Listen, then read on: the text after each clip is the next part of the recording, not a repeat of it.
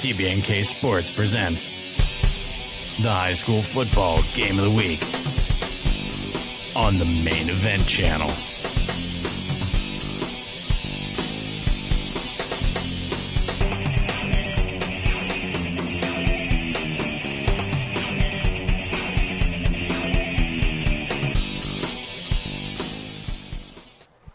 Hello and welcome from Dixie Heights High School in Edgewood, Kentucky, for tonight's showdown featuring the Colonels of Dixie Heights, and they will play host to the Jaguars of Cooper High School. I'm Scott Borders, and joining me tonight, as always, Brian Blair.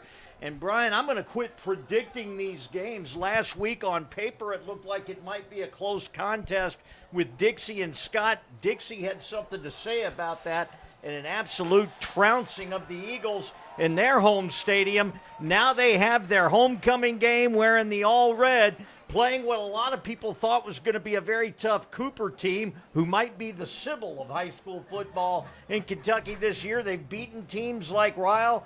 They've also lost to some teams this season, like DuPont, Manual, like Highlands, all good teams, but you really don't know what you're going to get with this Cooper squad. Yeah, Scott, happy to be here, literally, since I just got here. But, yeah, very, very excited to see this game. I mean, both these teams coming off huge wins last week. I mean, Cooper took care of Connor 49-14. Dixie took care of Scott, as you said, 62-19. So, but I think you're right. I think it's going to be an interesting idea to see which one of these teams shows up. Cooper's had some really great games defensively, as we'll talk about as the game goes on. Not quite as stout, I think, as people thought. Dixie's offense was really good last week. We know they can be good, but how much of that was the Scott defense, or was it the Dixie offense? And I think we'll find out tonight. Cooper, of course, comes in with Cam O'Hara, their senior quarterback. This is a senior-laden team. And if you look at Cooper's schedule, like I said, early losses to Anderson out in Cincinnati, always a football powerhouse. You've, of course, got the Highlands Bluebirds. They're no slouch, and they were very close, only losing 28-14 in that game. Beat Ryle, beat Campbell County, and then always tough, the Crimsons out at DuPont, Manual, and Louisville. They took a bad loss there before rebounding against Connor, like you said. So we're hoping to see a little bit about what this team is about. When you look at Dixie, is it possible they found themselves last week? It was 43-7 in the first quarter and a running clock. They really had all cylinders clicking last week. Yeah, I think they ran, 10 plays in the first quarter, had the 2 pick sixes. I mean, they did everything right. And they're going to have that kind of effort tonight against this senior-dominated team from Cooper. But the other thing, and I think we'll talk about, Dixie has some seniors of their own.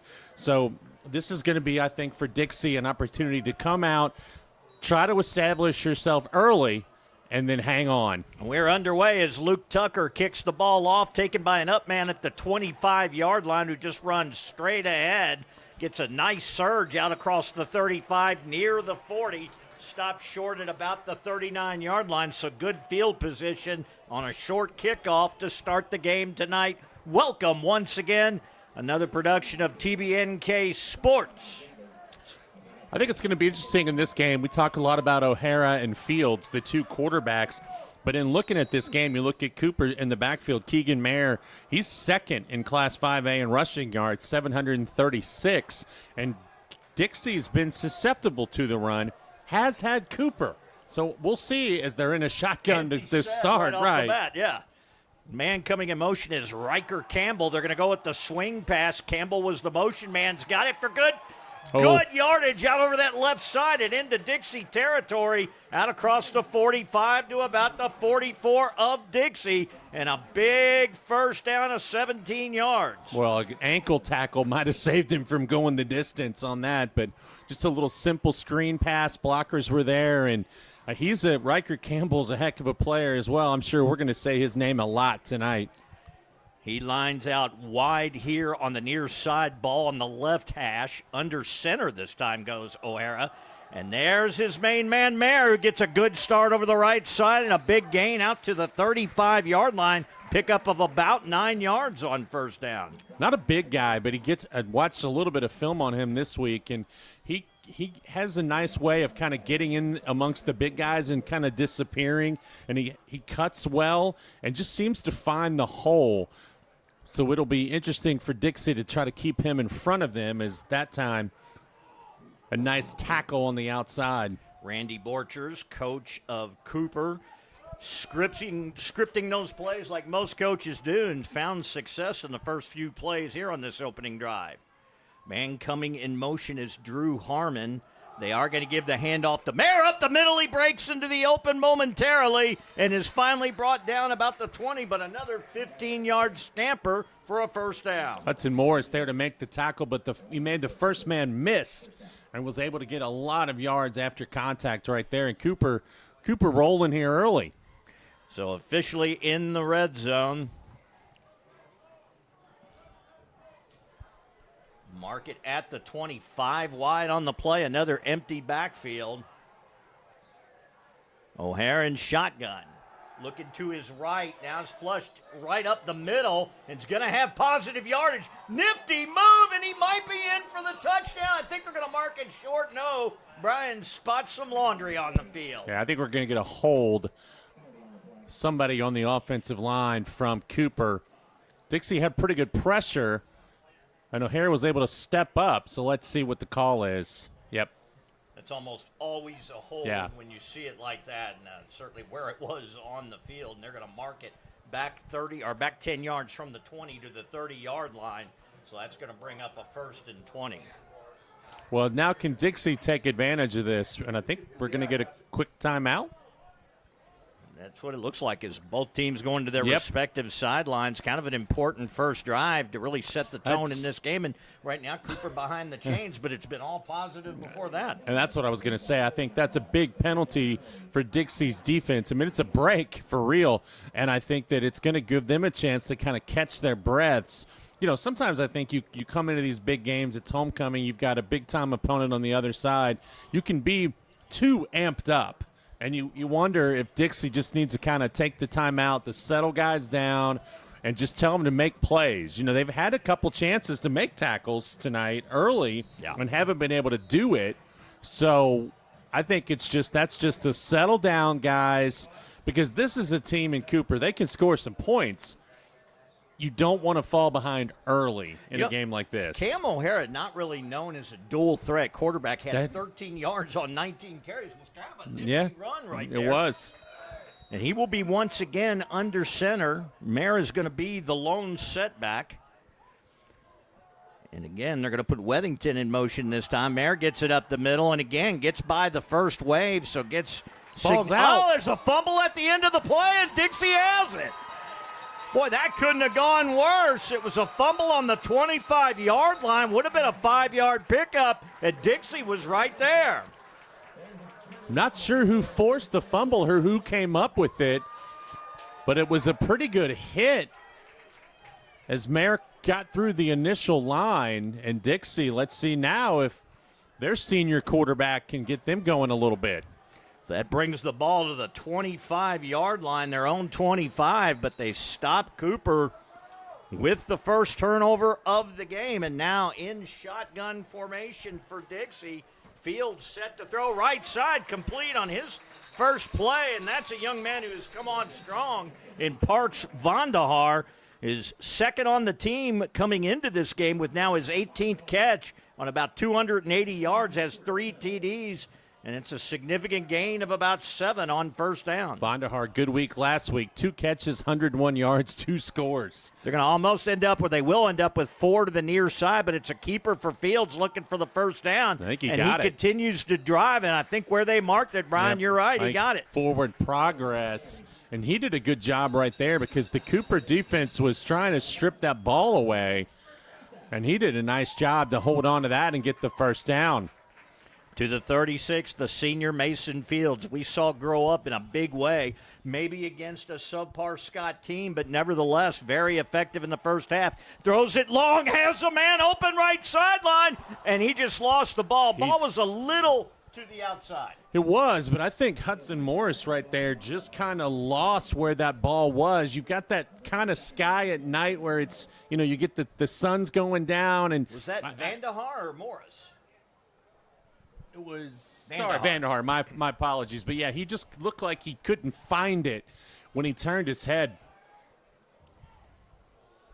And now they're going to look to the sideline, 4 wide on the play. Keep an eye on Nishan Goldsby. He's a game breaker when he has to be. And Cooper has allowed some rushing yards this season. I thought they might try to establish him early. Well, they're going to go into a straight drop again. Long pass right side. Goldsby not even looking for it. So twice now the communication not there, and you're looking at a 3rd and 10. Well, he was trying to run a little wheel route right there, and he just got kind of held up by the linebacker possibly. And you're right, he didn't see that one at all. Well, he never looked for it. I was going to say, yeah, he never turned around. So from the 36 now, 3rd and 10. Looked like it might be a decent drive getting that first down, but they've been stalled on the last 2 plays. 2 backs in the backfield. They'll give it to the tailback this time, and that's good for maybe a yard, and that's about it. Jackson Day, the big defensive end, or excuse me, that wasn't 80, that was 60.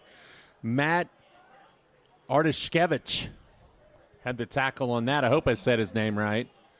Yeah, that was I'm kind of surprised, and the reason I'm surprised is out of the 30 teams in Class 5A that are reporting their stats, rushing yards allowed, Cooper's 27th. They allow 189 yards a game. Yeah. So I thought they might come out, and they still can. Look at nice that kick. punt. Nice high punt, and that's a good one, and it's taken inside the 30. He might get out past the 30 to about the 32, but certainly no more. And that was number 31, Corey Freehofer. But a good punt. Yeah, it was.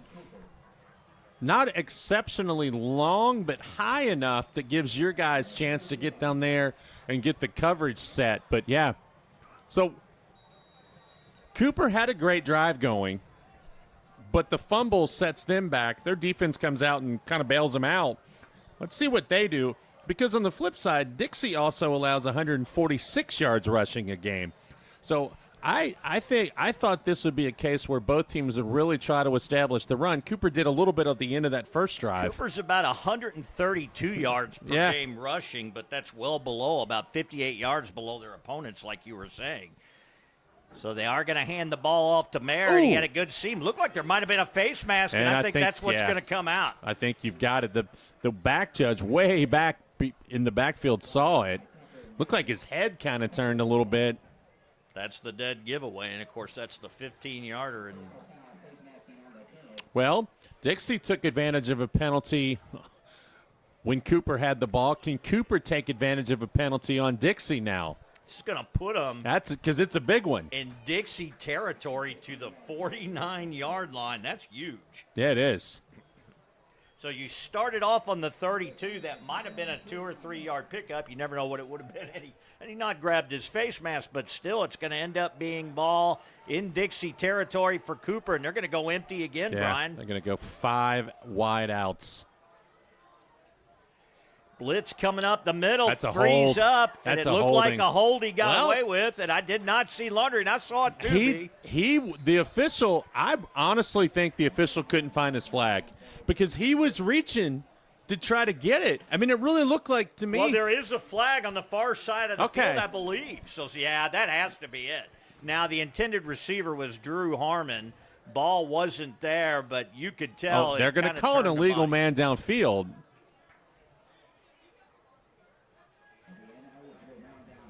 Boy, we're both where we were. We could easily see the hold and the turn of the player, but you're right, Brian. That's what the call is going to be. It's still going to push him back. So I'm trying to look at the white hat. Just a 5-yarder, though, compared to a 10-yard penalty. Yeah, I'm trying to look to see where his flag is, like, because you can usually see where it's bunched up in his pocket.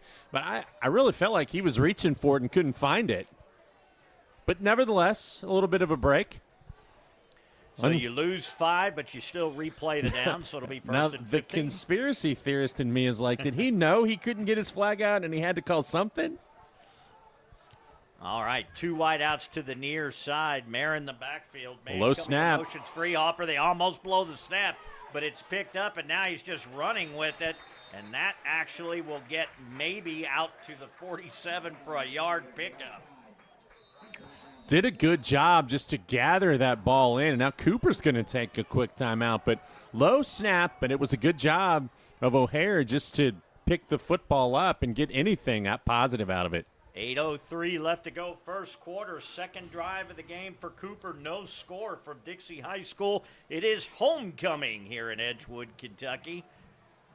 You know, Cooper on their first drive looked pretty relaxed. They look a little tight on this drive. You know, it's usually you would think you would see that on the opening drive of a game, but I think they look the snap wasn't good. You had the penalty after the face mask.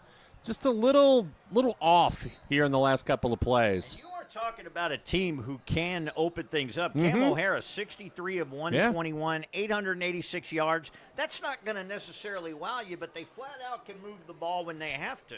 Well, I think the one thing for O'Hara, and not knowing him and watching Cooper on a week-to-week basis, 8 touchdowns, 5 interceptions, and I think that's one area where obviously he would like to improve. Of course, now 11 touchdowns and 7 interceptions for Fields. Good play, fake. Look out. The blitz is late. Got his man open. That's and a interference. Good job, but interference.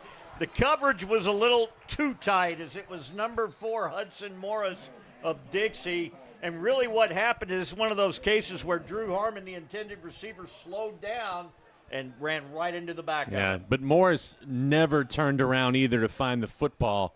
O'Hara a little shaken up on that play. He took a pretty good shot after he released it.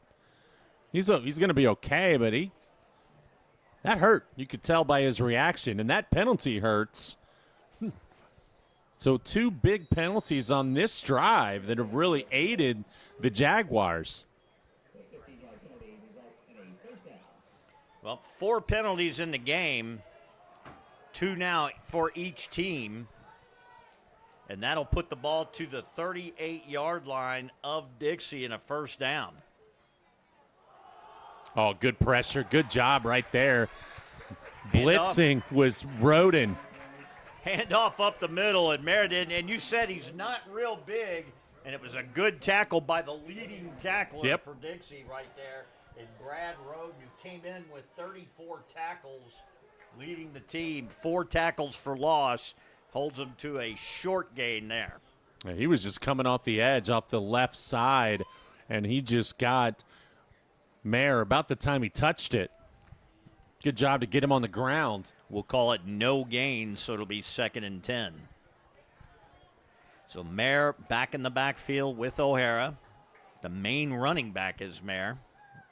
Looking for the swing pass now. Over on the far sideline, gets it, but that's another short gain as red jerseys were there immediately, Brian. Yeah, that play went nowhere. They ran that little screen early in the game when Campbell went in motion, and they ran that little screen and got a big gain out of it, but not that time. Dixie all over it. It was the short side of the field, too, and there was just no room to get the edge. Good job by Dixie to set that edge over there. Got to be careful, too. That from our angle, that pass was almost looks like a lateral. Yeah. So it'll be 3rd and 10. Failure to move forward in 2 plays. Trips now to the near side. Mayer stays in the backfield with O'Hara. Straight drops. Got a little time. Screen pass set up. Mayer's got it on the left side for a first down. Down near the 25-yard line. Mark it to the 24. 14-yard pickup and a well-executed screen play. It was. Mayer just took his time kind of slowly getting out into the formation, and they let the defensive backs or the defensive line get through there, and just a great job, great touch. Even then, it was not a blitz by any stretch by Dixie. Really, I only saw 3 men rushing, so that took a while to develop.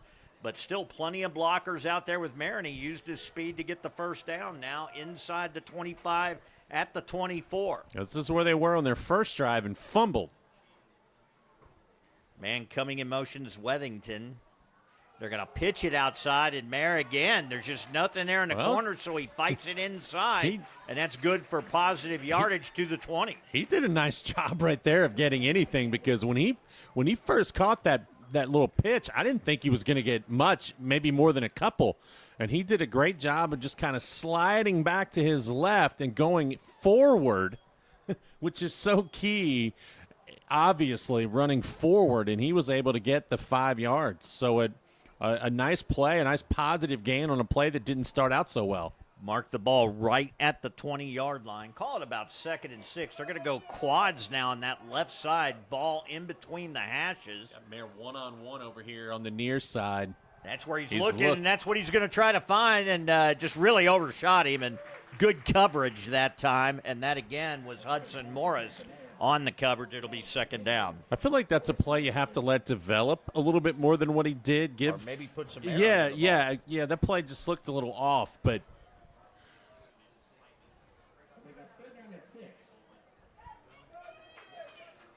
sometimes that one-on-one situation's there. You get a little anxious. Yeah, Like he even rushed maybe, all the way around, yeah. rushed that pass. So now 2nd and 10. Back in the red zone for the 2nd time.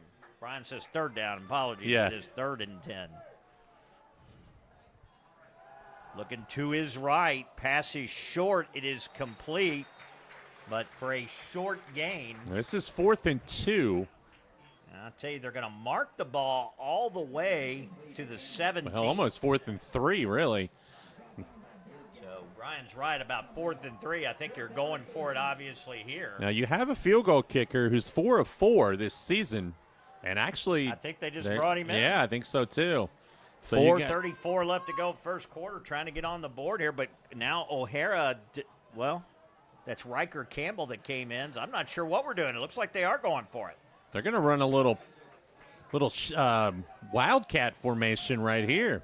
The Riker Campbell is actually number 6. He's in the backfield, takes it, fakes the handoff. There's a flag from the back judge, and the ball is down inside the 15 to about the 12, which ostensibly is a first down, but I think it's coming back. I thought it looked like there was some confusion before the ball was snapped, and I was wondering if that's not what it was some kind of formation or false start. That's unfortunate if you're a Cooper fan, because that was a good-looking play. Now we'll back it up now to the 22. And now O'Hare is going to come back in, you would assume. Yeah, here he comes.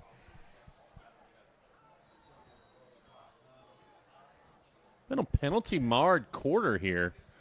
Both teams making costly misfires. 4 penalties on this drive, 2 from each side. This would be a big stop if the Colonels could get it right here. All right, so now you're looking at 4th and 8. He's looking to his left. Now runs it up the middle, has some wide open field, and it's going to be a first down inside the 10-yard line, down to about the 8. That almost looked designed. I don't know if it was, but I mean, the way he went back there, I don't know if he just took a quick glance and saw that he had space to go and made the decision on his own, but that was a nice-looking job, and you said it. He's not a guy who runs the ball a ton, and now they're going to go back to the Wildcat. Wasn't blazing fast in that, but, man, was there some open real estate, and he just ran to open space, gets down to the 8-yard line where it is 1st and goal to go. This drive continues.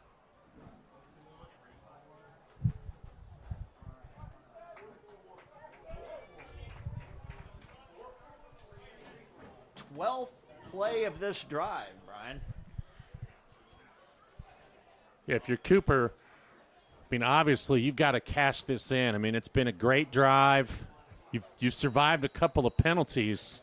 You're going to pretty much take up the first quarter with this drive no matter how it ends. Well, this looks like the same play they ran on 4th down. They faked the handoff. That's in for the touchdown. That was Riker Campbell.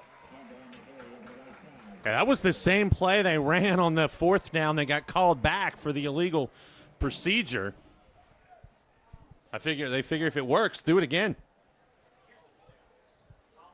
An 8-yard run. That's where they had everybody loaded up on that short side of the field. That was the strong side. They ran the man in motion. That was a run option right there. And they get the touchdown. Extra point kicker, who has been perfect on the year, remains so.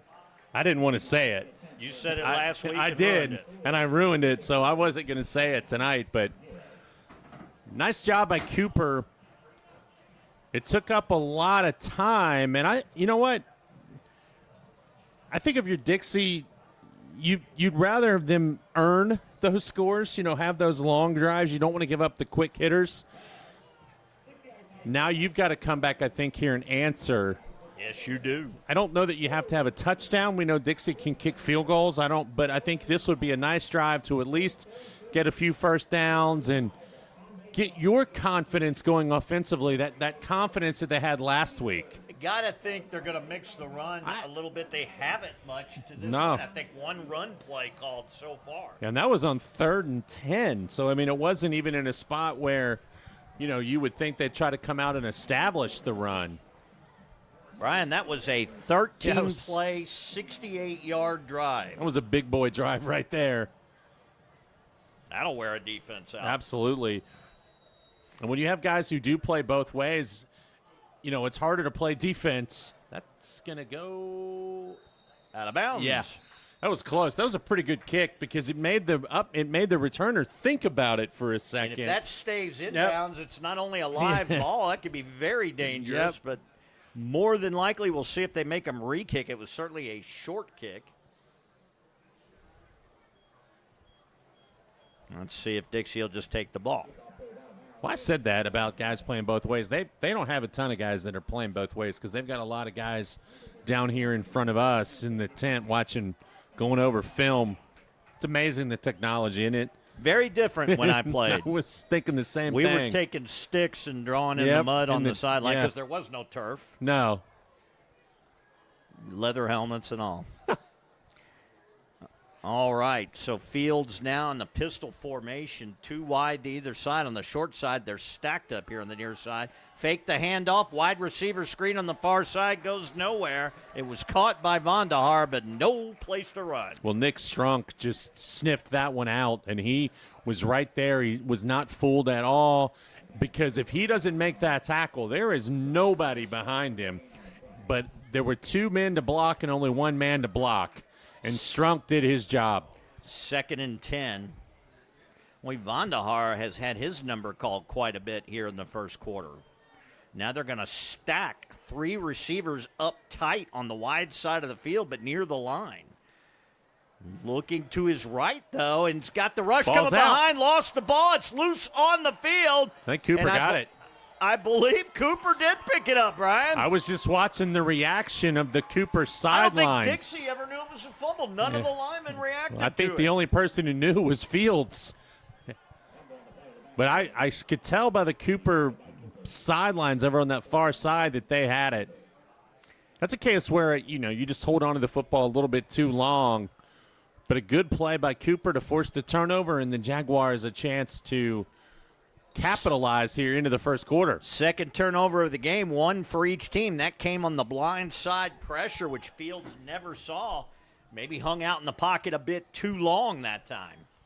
So here's a drop now by O'Hara. Looking right's got a man, single coverage. Almost picked off. What a job by Hudson Morris to cut through that route, nearly come up with the pick. Well, and he should have come up with the pick. And that's not me saying that. I'm sure if you ask him right now, he would say that because that ball went right through the hands. It was a good ball from O'Hara, but you could tell Morris reading his eyes the whole way. Yeah, he stepped right in front of the receiver. Perfect. Yeah, should have caught that one. That's one if Cooper does score on this drive, Morris is going to be thinking about tonight. 2nd and 10 now for the Jaguars. They're going to have a bunch formation, 3 wide. Bunched up to the right side of the formation, and Mayer gets it with a lot of blockers ahead of him. He'll be shy of the 20 to about the 21, good for 6 yards. Well, that's just a good play. I mean, you just put everybody, like you said, on that line. I mean, it's almost like you have 3 blockers right there, and it's just a little pitch, and you're letting the blockers do their work. Mayer's got a chance to make a cut. And he was able to get, a little bit of yards right there. A nice positive play, yeah. Very hard play to defend. It is. It's executed well. And Dixie showed that look on their last possession. Now they're going to go wide to the left side with trips, wide side of the field, although the ball between the hashes, they're going to bring Riker Campbell, the guy who got the touchdown in motion, and hand it off, and Marigan up the middle, and he's going to be close to first down territory right at the marker. Well, he might be just the nose of the football short, and he is. They're going to mark it right on the 18. You know, I think he dove too soon. I mean, obviously he did, and I don't know if he got tripped or if he was just trying to get to that first down. But if you believe the marker, it's about a half yard, and it is fourth down. So you're going to go if you're Cooper, but haven't seen either team in a short yardage situation yet. Cooper, as we've seen, does most of their action, most of their snaps right from the shotgun, but this time he's going up there underneath. Approaching a minute left in the first quarter. It's got to be a sneak, right? Nope. They are going to hand it off. At least they run to center. That's close. That may not have gotten it. I don't think you. Oh, we got a fumble. Yeah, it was a fumble. We didn't see that. I didn't either. I thought he got held up, and then I saw the official run forward. I guess the ball came out and bounced a couple of yards ahead. So another big turnover by Cooper, and Dixie twice now has staved off an offensive possession by the Jaguars thanks to a turnover. Third turnover of the game. All of them have been fumbles. All of them have been lost. The second by Dixie, as Brian said. The second by Cooper, as Brian said. Now Dixie has it at their own 15. Both by Mayer. Both by Mayer, that's true. You wonder if that'll have a mental impact as this game goes on. Pistol formation, 2 wide on either side. They're going to try it up the middle, and they get short yardage. Yeah, not much. Big guys up front for Cooper did their job, and Goldsby had nowhere to go. We're going to call it no gain. That might be the last play of the quarter. No, they'll get one more unless we see an incompletion here. Whereas this time last week, it was running clock already. Dixie definitely facing a bit of a different opponent right now. Straight drop. Fields wants it long. Again's got a man. Little push. Incomplete. And he is mad at himself. That was Henry Waters, number 13, who had a step. Ball might have been a little overthrown, but Waters gave a little push at the end that he frankly got away with. He did.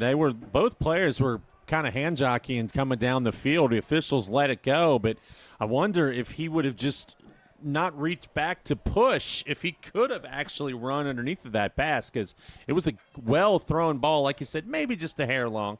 And now it's a screen pass set up nicely. Goldsby has it in the open field, and a nice ankle tackle. He's short. But he is shy of the 25, depending on the mark. Hang on. The first mark, I thought he was short. Now I think he may have gotten it.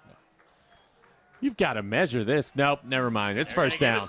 How about a 10-yard gain for Goldsby on the screen pass for a first down? And, that's the thing with him. I mean, last week we saw he can do things in the open field.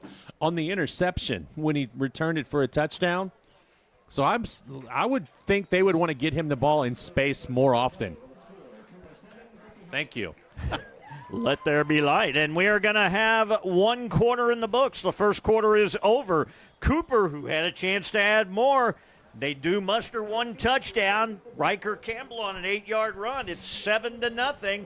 And we'll stay right here for the second quarter as we continue with TBNK Sports. Scott Borders and Brian Blair. Like you said, this time last week, we're going over our litany of things to talk about. Typically, we start with area in high school. We move on to college and the NFL. Well, right now, the game's been good enough, albeit very sloppy. We can't get into our extra material just yet. Well, I will say a couple games last night. St. Henry got their second win in a row as they beat my Owen County Rebels 40-12. That's second straight win for the Crusaders. Ludlow took on Trimble County last night, and Ludlow rolled. They improved to 3-4. They knocked off Trimble County 27-8. Simon Kenton has a bye tonight. We'll be there in 2 weeks when they take on Campbell County. But, you look at this game so far, Scott, 3 trips to the red zone for Cooper, 1 score. Dixie has yet to cross midfield. So Dixie probably fortunate that it's not at least 14-0 right now. Let's see if that screen pass can get them going here. Another long pass. Boy, they've seen something on film. And that was, again, nicely covered. The ball was there for Hudson Morris. And I'm a little surprised he didn't come up with it. It was catchable. Well, and you said it. The coverage was pretty good, but they are not hesitant. Morris has to get off the field here before this ball is snapped. Here we go. Dixie was running that hurry up. Pistol formation, handoff goes up the middle. It'll be positive yardage about to the 28. And that was number 10, Levi Gillian. So I know you don't get very much on that play, but I'm a little surprised you don't do that on first down and then take your shot on second down. Well, and a lot of coaches like to do that to get in that second and short, Yeah, to really open your playbook up. So they're back in the pistol. That's where they've been most of the game. Now they'll even it out. Is that Gillian that stays in the backfield? It is. They had him in the flat, but a pass to Goldsby, wide open on the slant out to the 40-yard line, and another Dixie first down. That's the pass that Mason Fields can throw about as well as anybody in Northern Kentucky. Goldsby just runs and finds a spot and settles down, and Fields just threw a dart. Is it any coincidence that your 2 first downs coming here in this drive, both to Goldsby as well? Well, I said at the end of the first quarter, I wonder why you don't try to get him the ball in space more. And this time he's lined up outside again. And there he's hit as he throws it, but it's complete out near midfield to about the 48-yard line. And that's a good job to get it to Tyson Metzger, just his 5th catch on the year. They are right back on the ball at the 48, their own 48, second and short. Here's what we said. Now they do go up the middle, though, and that's not going to be a first down. He got stoned as soon as he touched that ball. We got a couple of Jaguars in there. Weathington, also Dax Bolin. Is that the play you want to come up with? I don't know. I mean, that's the one thing it seems like when you go fast, the defense is hoping you do. I understand the play, though. You're just trying to get the couple yards just to get the first down. I tell you, Brian, they gave him credit for a yard. I'm not sure where. So it'll be 3rd and 1. They're taking their time now. Pistol formation. Now he's rolling right after the fake as Fields tried to keep and lost yardage. That's going to go as a, I guess you could call that a sack. He was looking to throw the ball. Boy, it looked like what happened on that play is Goldsby was just trying to run along the line of scrimmage with Mason Fields. And I think Fields wanted to get it to Goldsby, but he was covered up. Goldsby then tried to just go straight down the sidelines to bail his quarterback out, and he wasn't able to do it. The Cooper defense kept Fields in front of them and didn't allow him to scramble. Now we got a little trickeration. Got Fields lined up here. A little wildcat. Goldsby. Nope. Goldsby tried to get outside's in trouble. They read that really well. He breaks the tackle, but not even barely maybe back to the original line of scrimmage. I think he's going to lose it back to the 47. Well, I'll tell you what, that's an impressive no gain or loss of 1 because he was dead to rights back here at the 40-yard line, and the fact that he even made that somewhat close was impressive, but you said it. Cooper was in the playbook right there. They knew that was coming. Cooper takes over now at the 48. Dixie still has not crossed midfield. At the 48 of Dixie, where it is first down, we have not seen that crystal sharp offense that we saw last week against Scott. And Cooper now with an opportunity on a short field. They cannot turn the ball over. The handoff again to Mayer, so they're giving it right back to him. And Goldsby right there. That's a nice job by Goldsby to not be upset that you didn't get the first down on the play before and to kind of go make amends a little bit there defensively. Good play. Oh, no gain on first down. We are into the second quarter now. Cooper up 7-0, even though they've turned the ball over twice so far. Both times, Mayer fumbles. So you got to give it back to him. Sorry, you got to give it back to him here pretty quick to get some confidence going back in the young man. They play fake out of the eye, and they have a perfect target right there. A little out route for the first down, and I believe that was to Riker Campbell as well. It was. You see him drop down, O'Hara. You see him drop down a little bit on that, like a shortstop thrown across the diamond. That was a nice-looking play. And so to the 38, another first down. Cooper's moved the football tonight. I mean, again, they've had 3 possessions in the red zone. It's just the turnovers right now have been their bugaboo. So Cooper comes out now to the 38, 2 wide to the far side of the field, which is the near side. 1 back in the backfield, under center. They go under center a lot. Mayer gets the call. Working that left side and sort of that extended halfback run. He's inside the 45 to about the 43. Nice run. Mark that the 33. My apologies, Brian. 5-yard pickup. Good run. Got your 5 yards. Get a little confidence going in Mayer. You've got to think about it. I mean, I've never played that position, but I have to think that you have that ball and you've got to be thinking to yourself, hold on. Tell you, they're running it as That's Derrick Henry. As a pro-style offense. Under center, working out of the eye, working out of pro Yeah. sets. But you just don't see many teams go under center anymore. And here, this is the 3rd play in a row. Cam O'Hara will be under center. Same formation with the lone setback. Riker Campbell gets it on the jet sweep. Oh, Looking good for a tackle. seam, but a good tackle. And they're going to wrap him up. Roden. Might have gotten a yard, but a late flag. And that might be a little too much extracurricular activity. I think you're right. Wow. That is one of those where the Dixie coaches are going to be You furious. stop on the whistle. It's that simple. I mean, Roden did a great job to get in there and make this stop, but then you're just giving this team free 15 yards and putting them in the red zone again.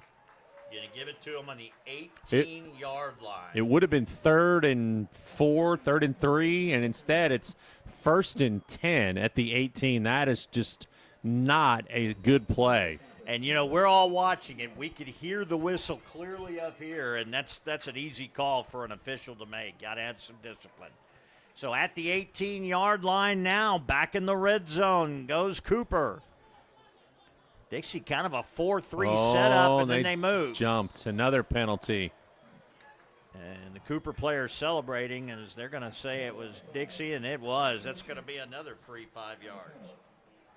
Now, can Cooper take advantage? I mean, Dixie has put them in some spots here in this first half. Cooper has yet to really take full advantage. I mean, they have the one score, but they could, as I said earlier, have more than that, and probably would tell you they should. They should. 7:40 left to go here in the first half of action.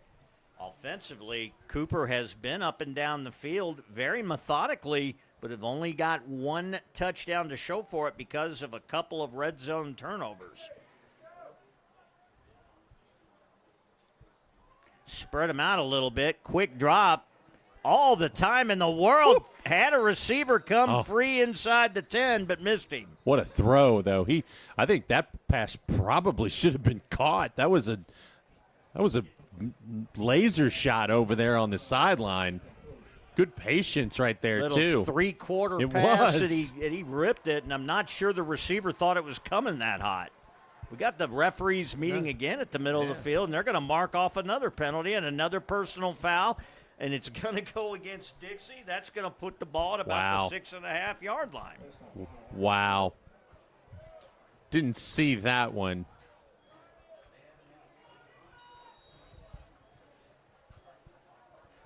Third penalty in as many plays for Dixie. Mark it at the 6. Man coming in motion is Mayer. Boy, they almost lost that. It ends up being a keeper for O'Hara, and he might be in. They're going to mark him just short of the goal line. I think that was Riker Campbell, actually. Well, Campbell, I thought. Did Campbell come in motion? Yeah, Campbell. okay. Yeah, Campbell took the snap and did a nice job of just catching it. You could tell because, and this is my weird way of telling, Campbell has 2 of the leg sleeves on his lower leg, and because they're 5 and 6, and those numbers look very similar. And O'Hara only has 1 full one. We do this with no monitor, folks. We So- promise. No spotter, and there's a good play by Dixie. right up the middle. Dixie stuffed it. I think that was Wethington they gave that one to, and he had nowhere to go. This would be a big-time stand if Dixie can do this 2 more times. 3rd and goal right here. That actually backed him up from the 1-yard line. Yeah, a he little lost yardage. Well, that was your show me play, so now is what you really want to run here on the goal line. Always like the play where you play action and you release the tight end here, and you do On have that late delayed release. You have somebody coming out here on the near side, and then a player in the slot. Well, no, he's going in motion. Well, they don't fake it. They are going to run it with Mayer, and he got in. That was just good surge by the offensive line, and Mayer got right behind him and just went in. Good play by Cooper right there to extend the lead. I don't care what level you're at. It is tough to stop a team 4 times, 3 times when you were that close to the goal line.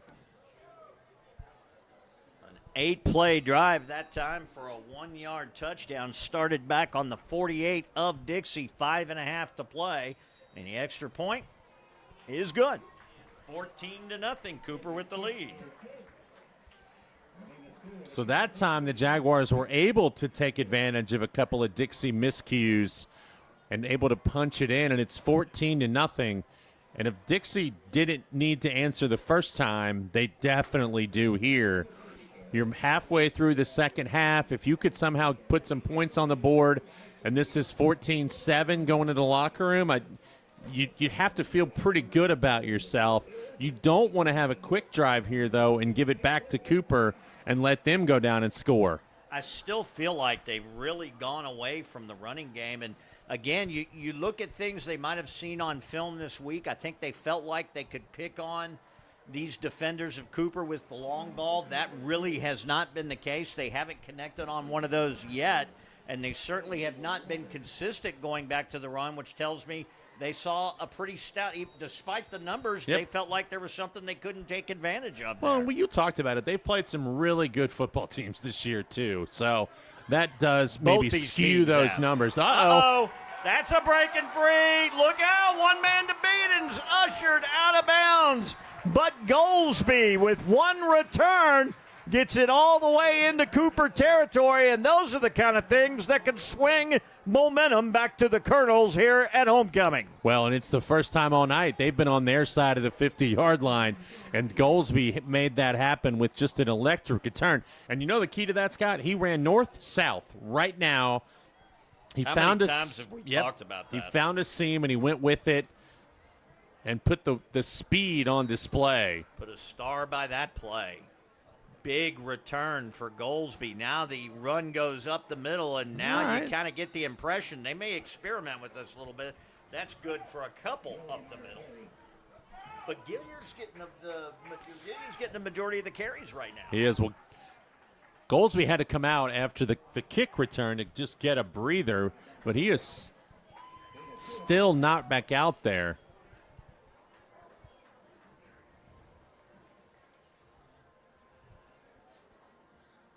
May have gotten a yard to the 34. They really didn't give him more than that. I think Dixie may have jumped. Yep. 32, I'm sorry. And then Dixie's going to get going a little early. That'll back him up 5. Unlike me, who was running a little late, Dixie gets off to the early start. I tell you what, I live in Owen County. I live in the country. I do not miss the traffic. Oh, my goodness. Dixie Highway was like the 5 in Los Angeles. It was crazy out there. And the 5 is like 8 lanes on either side. Maybe they should expand Dixie Highway out here. Just for me. They back it up to the 37. Agreed. You got a long way to go. You got to move from out in the sticks. Oh, I love it. The wonder that is Owen County, Kentucky. I almost hit a goat the other day driving down. I mean, that's not you don't do every no, day around. That's not going to happen around here. All right, from the 37 now, back them up 5. Here we go, and they are going to pass right side. Boy, he had his man, Hudson Morris, on the deep slant, wide open, sort of that post route, and he just threw it low and behind him. I wonder if Morris was supposed to settle down instead of keep going, because they ran that play a little bit before to Goldsby, and Goldsby stopped, and he settled into a spot. That time, the receiver just kept going, and the ball was behind him. So I don't know who that was on, but maybe a little miscommunication. Well, now you're looking at about 3rd and 14. Yeah. So you get the great field position.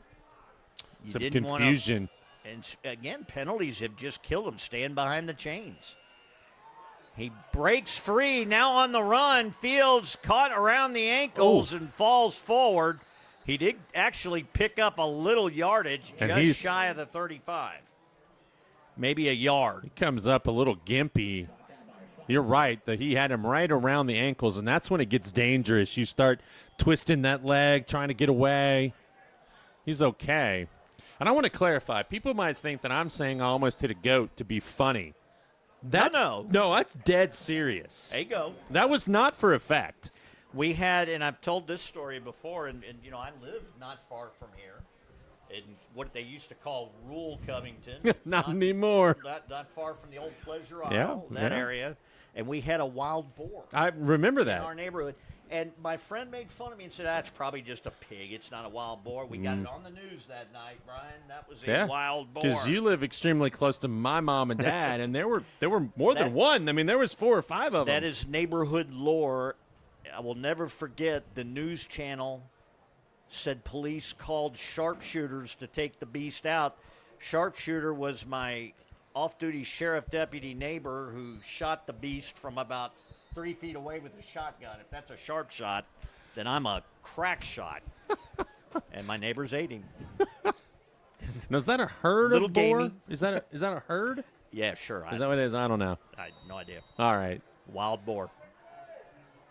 All right. So with that story from the 35, they're going for it here.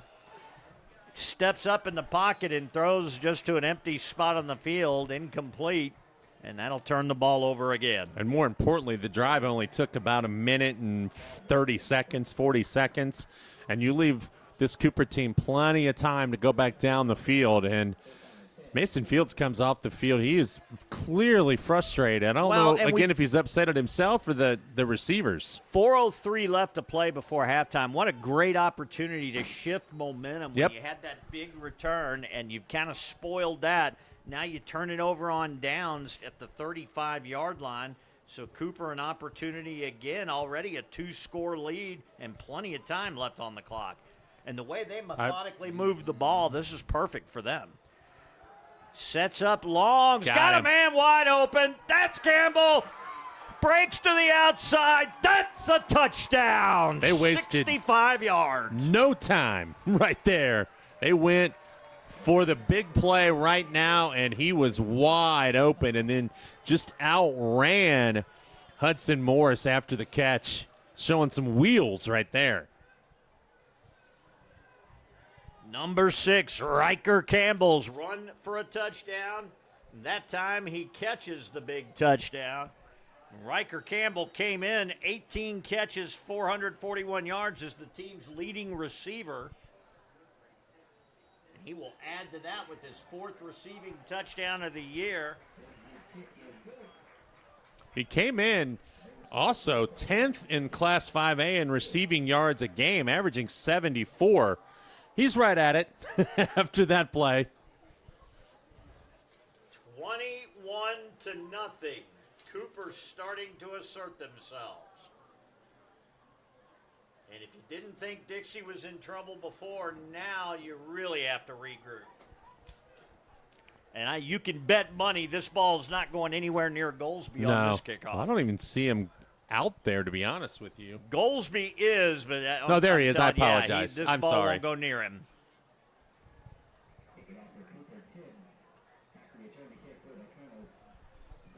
Is this where you try to sneak him up as one of these guys here in the middle and hope that they don't catch it? And when they hit that little pooch, he can run underneath it? All right. You know, you hope that your coaches are paying attention. That's a squib job. That's what you want to do. They're going to let it go back to Goldsby, who nearly fumbles it, now tries to break away, and this time just get too much time for the coverage team to get down, and they stop him right at around the 20-yard line. Perfectly executed kick, and the up man let it go. He didn't want any part of it because he wanted Goldsby to pick it up, and then Goldsby muffed it. But that is – and I'd have to believe, again, don't know, I have to believe that squibbing it like that is not as easy as you would think it is. You've got to hit that ball in the right spot. I tend to do it when I try to kick off. Maybe that's not on purpose, not though, on right? Purpose, right. 3:50 to go before halftime. Well, if nothing else, if you're Dixie here, you don't want to give it back to Cooper with any significant time on the clock. Oh, Fields being chased. He's going to go down. And they had to blow the whistle, and he is way back. Let's see if they mark it at the 10, it looks like. Yep. So a loss of 10 on the play. And the quick whistle to save a quarterback, but he wasn't escaping that. No, I don't think so either. Those last couple passing attempts, though, the Cooper defense has been on him in a hurry. He's got to find a way. They've got to find a way to get the ball out of his hands quicker, especially now that it's second and a long way.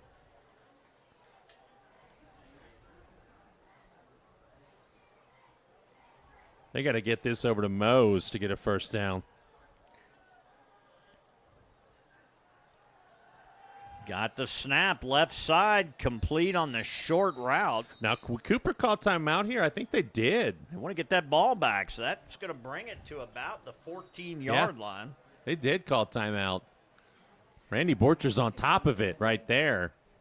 They would have one left. 2:51 left to play in the half, so I'll give you plenty of time if you could stop them here on 3rd and long. I think if you're Dixie here, you almost have to think about running the football to make him use the 3rd timeout. I would agree. You're not, this is one of those, you have to get out to the 36-yard line. You don't have a lot of plays like that for 22 yards in your book without taking a big risk. Well, I kind of agree with you, Brian. I'll tell you what, though, and if you don't get this, I think Cooper's coming after the punt big time. Because I think they feel like if they could get one more score here before halftime, you'd have to feel really good going into the second half. And really, I think that's the whole smell blood in the water thing if you're Cooper right here. Dixie's frustrated. Cooper has all the momentum. All right. So back out on the field, it'll be interesting to see. They're going to go really wide with their 2 wideouts here on the near side, Brian. Goolsby closest to us. They are going to throw the ball. It's a straight draw, but it's going to be a conservative pass that could have gone terribly wrong, and it stops the clock. Levi Gillian was the intended receiver. That was supposed to be a pass out in the flat and see what he can do to run, but it goes incomplete. Freehofer was almost the one who came up with it for Cooper. That ball got deflected up in the air, and Freehofer just couldn't quite react quick enough. Let's see if your theory holds true, but what's even better for Cooper is there's no time going to run off the clock. Yeah, they put two return men backs, and it doesn't look like they're lined up to go for it. I think they're not going to take their chances here and just try to set the return up. Dixie's got a pretty good punter and a good snap back to him. Oh, that one was not short. good. I spoke too soon, and it's going to end up going out of bounds well shy of the 40-yard line. Mark this? But I have no idea where it actually went out. He's marking it all the way back inside the 35 to about the 33-yard line. So not the punt you wanted, and actually a good job by Cooper to not go after it. 1 timeout, 2 minutes, 40 seconds. That's eternity in high school football. Not to mention you're going to have the ball on the 33-yard line of Dixie. Yeah, 2:40, and you still have a timeout. You think 2 for 1 here.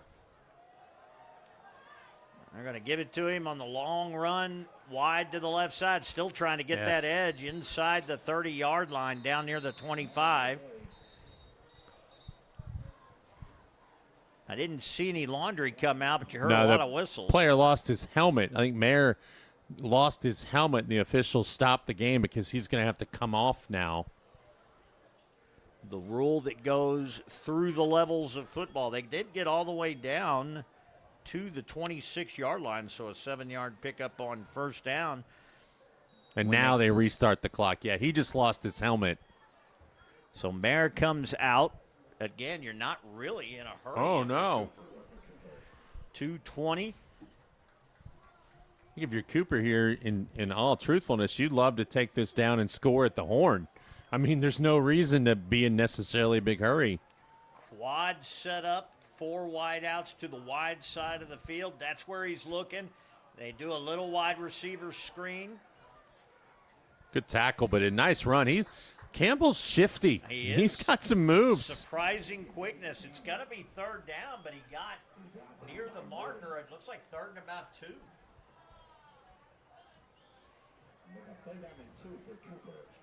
24-yard line of Dixie.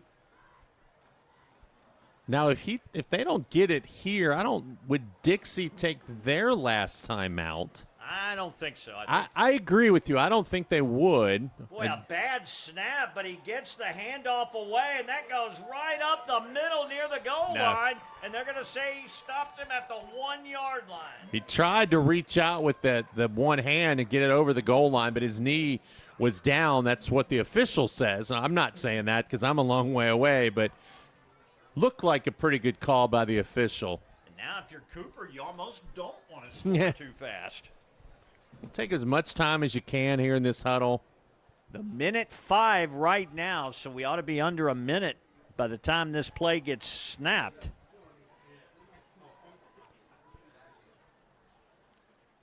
Oh. Nice little fake, and he cuts it up and in, and Riker Campbell has his 3rd touchdown of the game, a 1-yard run. They made that look easy. And that's backbreaking if you're Dixie. Less than a minute to go, and you're all of a sudden down 28. You know, you looked up there 5 minutes ago, and it was 14-0, and you had to feel like you were in it. Right now, you've got the feeling quite the opposite of that. Boy, it's a tale of 2 teams from what we saw last week out of Dixie to what we see tonight. Extra point sneaks through. All 4 of them have been good. 28-0. We don't talk about this enough, but the center for Cooper on those PATs, he gets the ball back there really quickly. You don't see that in high school. No, which is one of the keys, obviously. It's the first step in kicking. You got the snap, the hold, the kick, but the snap, at least so far tonight, have all been right on the money. The holder doesn't even have to move his hands to catch those snaps. Well, Brian, we're kind of at the midway point. It's crazy. Of the high school season. I'm still just getting used to the fact football started, and here we are at the midway point. Yeah, it's crazy. I mean, I was getting ready for this week and was at school talking to a couple of guys on the Owen County football team who, as I said, played last night. And I said, boys, actually, the young man I was talking to, his name was Brody. I said, Brody, can you believe it's already week 7? And he just looked at me, and he's a sophomore. He said, no, I can't. I said, you'll be graduating before long, my man. Nice job on the coverage, so it's going to be a long field still now, to about the 31-yard line. You know what I might do right here? I might just say, let's go to the half. I think you regroup. I'm not, and in fact, I half expect it because you don't want to commit. The one thing you don't want to do is commit a turnover. Right. I mean, Cooper could call one timeout, but Dixie gets the ball first coming out. And I think right here, you're just going to try to, at the very least, you're just going to try to run the ball. I mean, if you have a big play on this first play, maybe that changes your idea. Yeah, they're just going to go conservative, run it right up the middle. Good for positive yards. We're under 40 seconds now, and we'll see. I thought Cooper might take their last time out just to make Dixie run a play, although all they would have to do is kneel down, but they're 2-yard pickup, 2nd and 8, still in the gun. Pistol formation, but the handoff goes to the tailback who momentarily broke into the open, gets all the way out to the 48-yard line with 19 seconds left. The clock stops while the chains move. Dixie has one timeout. Do you clock it ball here? Now you may try and see. So the clock starts up. We're under 15. They get the snap, and they're going to run it. Up the middle again, breaks free again. Another first down close to the 40, and with 8 seconds left, I think Dixie is going to use their final timeout. So 8 seconds left. You figure this is going to have to be a pass into the end zone. Well, and it all depends on how much confidence you have in your kicker. In high school, you're going to have to get it to about the 20-yard line. Well, the problem now is that, I believe, was your last time out, right? So you'd have to run up there, spike it, and hopefully have a second and a half left, because any play to get you down in there is going to take 5 to 6 seconds, maybe more. Right. It would be really close, unless you could run something to the sidelines here. This is where in the NFL, and it's interesting, we could talk about this in the second half, this would be, a 60-yard field goal in high school or in the NFL, and that's almost commonplace. Brandon Aubrey chip shot. Yeah, I mean, it's stupid how long these guys are kicking the ball, but I'd say you need at least 20 yards here or so. All right, so Dixie set up one, maybe two plays. And Fields does unload. It's going to be – the clock started late. It never started on time. I would say that took 4 to 5 seconds, but that's a guess. Let's see what they're going to do here.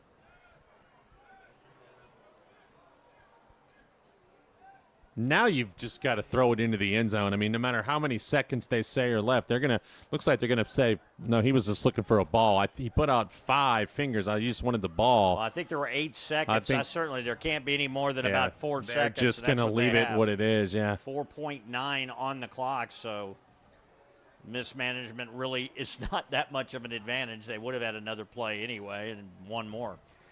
All right, so Fields calls out what he wants. You got 4 down linemen chomping at the bit, and they get back there. It's a little screen pass. Why not put it in Goldsby's hands, see what he could do, and a nice tackle at about the 32-yard line. Goldsby for a moment was seeing glory there and was cut down with a nice tackle, I believe, by Riker Campbell. And that will be it for the first half. Cooper comes in and exerts its will, 28-0 at the break. We'll be back for the second half as we continue with TBNK Sports.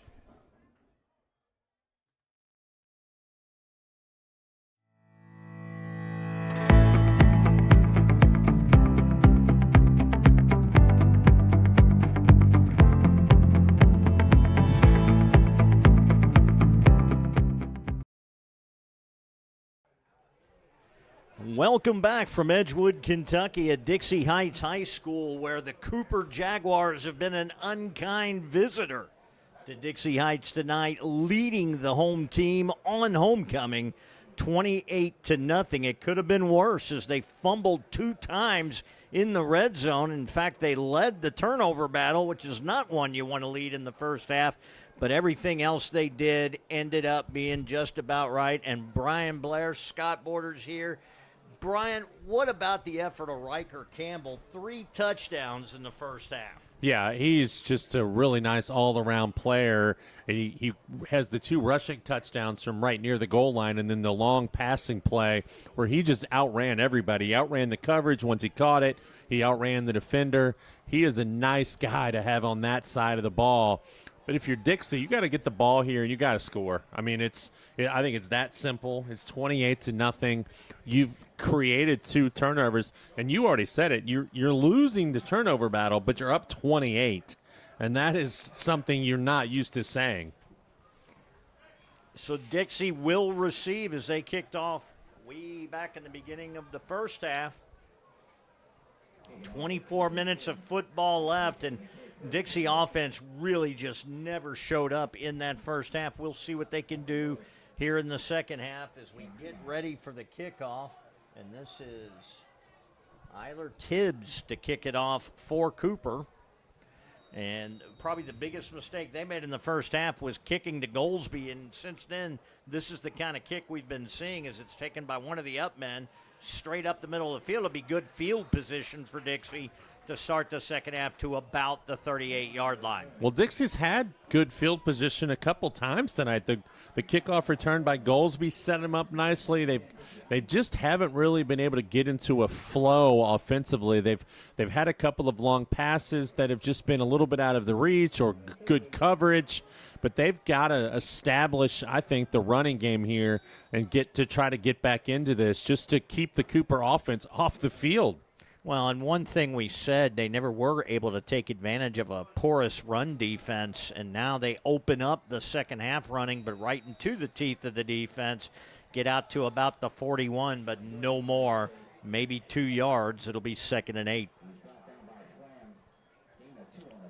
Well, I'm trying to find Goldsby out there. Oh, there he is. He's on the sidelines, not in the game after the first 2 plays.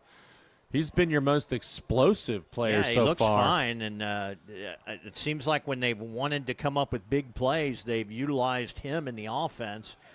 But he's on the sideline right now as Mason Fields is giving out directions to the tailback. He goes on a straight drop. Gillian is the tailback. Good throw. But he goes this time with the inside slant, and it is complete to Duncan Linville, number 3, and that'll be close to a first down. It'll bring up 3rd and short. They like that little play where the guy the receiver just runs a little slant and just sets up in a spot. With a built-in look-off, Yep. it's an option. You could have gone to Gillian on the play, but he didn't, and it's set up. And that's going to be close to a first down, and it looks like by that late surge, they got it. Yep, they're already telling him to move the chains. All right, so first down. That's a good start offensively. And you ran the ball 3 times in the first 4 plays, and you're out a yard shy of midfield. And honestly, you got all the time in the world. This is what you need to do, and I think probably you needed it from the beginning, and that's establish the ground game. You just hope it's not too little too late for Dixie. Goldsby back out on the field right now, too, for the Colonels lined up right in front of us here on the near side.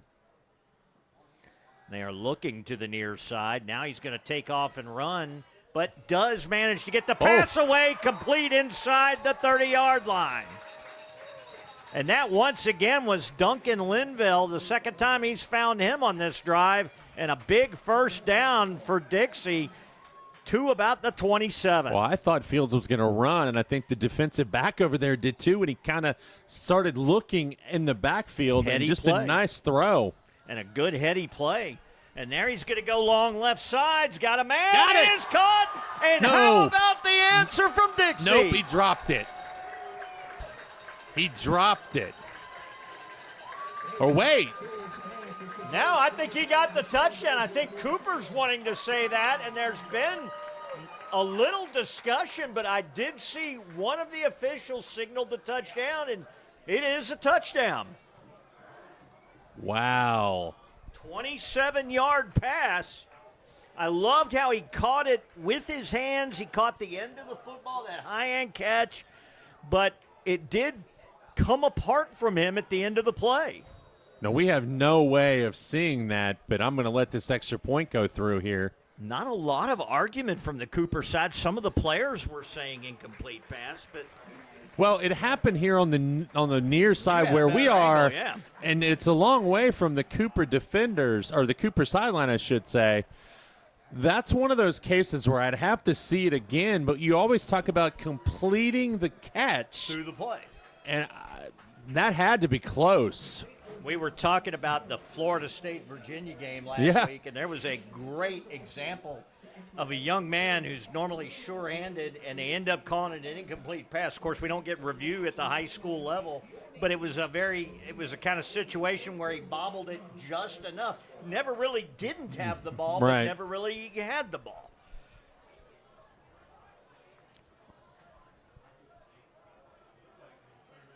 And finally secured it before going out of bounds, but that time they gave the signal. It is a touchdown, and Dixie, more importantly, a huge answer. Absolutely. This is exactly how you write the script for the second half if you're going to come back. Took less than 2 minutes off the clock. Now, if you're these upbacks for the Cooper Jaguars, do not turn around until that ball goes past you. And they did not. And it was, that was one of those that if they did, it could have hit somebody, as it was all the way on the ground, picked up. And, boy, that's Campbell. That's the guy. If Goldsby is who you don't want to touch it for Dixie, You don't want to let Campbell get any more touches. He has done some damage, and they're going to have great field position at their own 41-yard line. Campbell, we said in the first half, he's so quick, kind of deceptively quick, but he can move. He had that quick spin move right he there. They did. got him an extra few yards. He did. In the old days, they used to say don't spin because you never know what you're spinning into. There was a play in I think it was the NFL game the other day when the punt returner spun and he got lit up. Was that in the Packers-Cowboys game the other night? It might have been. Yeah. That The was Green Bay, Cowboys game. yeah, the Green Bay punter. You know, punt I saw returner. all of that game too. Oh, The old tie, which we love seeing in the NFL.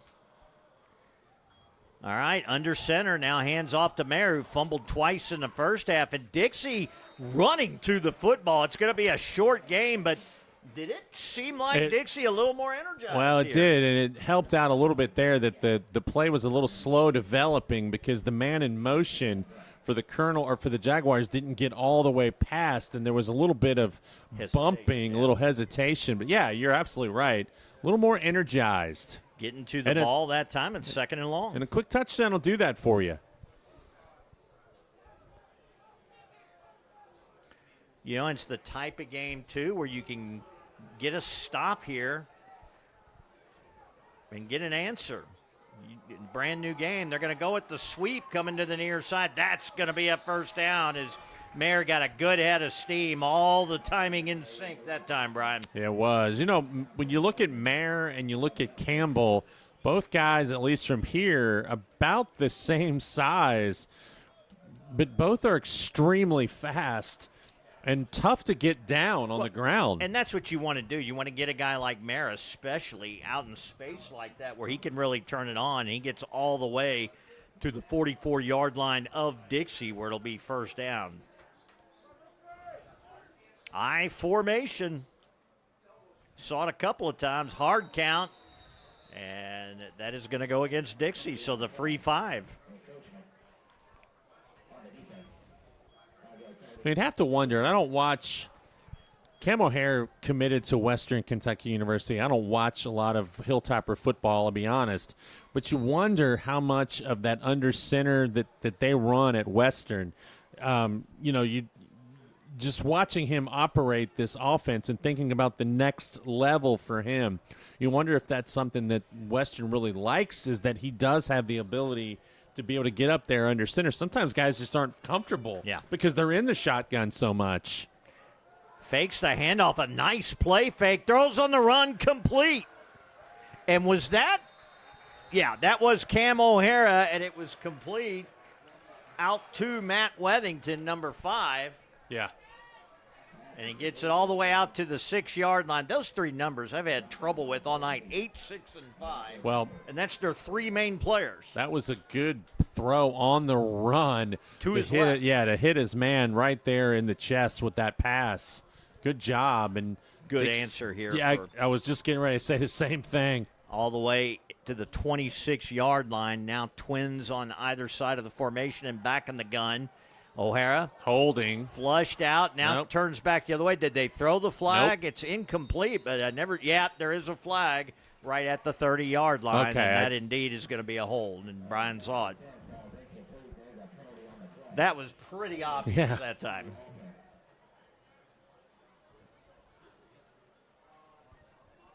Boy, that's a drive killer. I mean, they say you could call that on every play, but that one was blatantly obvious. Big game tonight going on not too far from here. Highlands, Cubcath. Always a big game. A little late in the season. Usually they play it third or fourth week. Nice run here. Look at Mayer continuing to drag defenders. See the legs? Yes, he just kept churning those legs. And he just continued to move. He got the ball all the way inside the 25 to the 24. Still short of a first down, but what a job to make up for that penalty yardage right there. It'll bring up second and about 7. Cubcath won 4 straight after being 0-2 to start. Well, it used to be a game where Highlands dominated for a few years. high snap. This time Mayer gets it again. Good head of steam. And he is close to a first down, I believe about a yard shy, Brian. You look at Highlands on the other side, 5-1, and they have a win over this Cooper team, as you mentioned earlier, and also Ryle. But that will be a really good football game. I'm sure it is crazy in Fort Thomas tonight. Good football, yeah, they do. Hasn't always been the case, although Ryle and Cooper typically pretty good squads.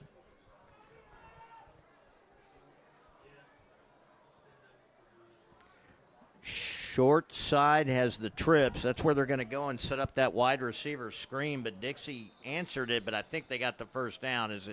They just needed to get to the 17, and I think they got inside the 15. And that was Campbell who just caught that ball and just kind of found a little crease and muscled his way past the line. By the way, real quick, while we're talking about this, congratulations to Holmes. Got their first win last week in a long time. They beat Jackson County 36-16, and they are playing at home tonight. They have Shelby County, who's 0-6. The Rockets have been shut out 3 times this year. So is it possible that the Bulldogs could win 2 in a row? We saw it with St. Henry. Not only St. Henry winning 2 in a row, how about the first time in program history? Yeah. All right, O'Hara takes the snap and shotgun, gives it to Mayer again. He's stopped cold right at about the 11-yard line. You know, the good thing, and I hope nobody from Owen County is watching this, but for St. Henry, the good thing for them, with the exception of Beechwood, who's in their district, they're in a district where they can be competitive right out of the chute. I mean, they beat Gallatin, they beat Owen. They're gonna get a shot, I think, at Walton here next week. So they're in a very competitive district, with that one exception, which is a huge exception. But as their program continues to develop, interesting new basketball coach at St. Henry, who these folks at Cooper absolutely may sorely miss, and one Mr. Sullivan.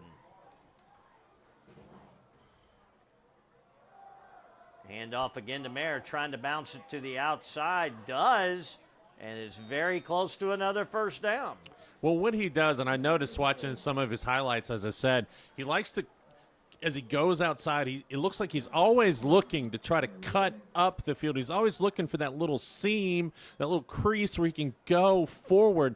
But he's been able to, and he did it right there, just keep going, and then at the last minute, still getting positive yards. You'll see some guys try to cut that back or come back, He's just really patient when he goes to the outside. Needing to get to the 4. They are a yard shy, so it'll bring up 3rd and 1. Pitch to the near side. Ooh. And they're going to stop him, it looks like, behind the line right there. They might. No, I'm looking at the wrong place. He actually did. Yeah. That was Wethington, who I thought had the ball on the outside. We get kind of an obstructed view here. And he got down to the 3-yard line, did Mayer. Looks like he took a pretty good shot. First and goal now. But this is a great answer because it's taking a lot of time. This is one of those methodical, kind of crush your. Like they did twice in the first half. And this is kind of crush your spirit kind of drive, right? Drives, easy for him to say. Still had the mistake. Still were behind the chains at least once with the penalty, but now are in good shape to get another touchdown. And Mayer walked in. Couldn't have been easier. Mayer gets it. So Dixie, in a flash, scores to open the second half.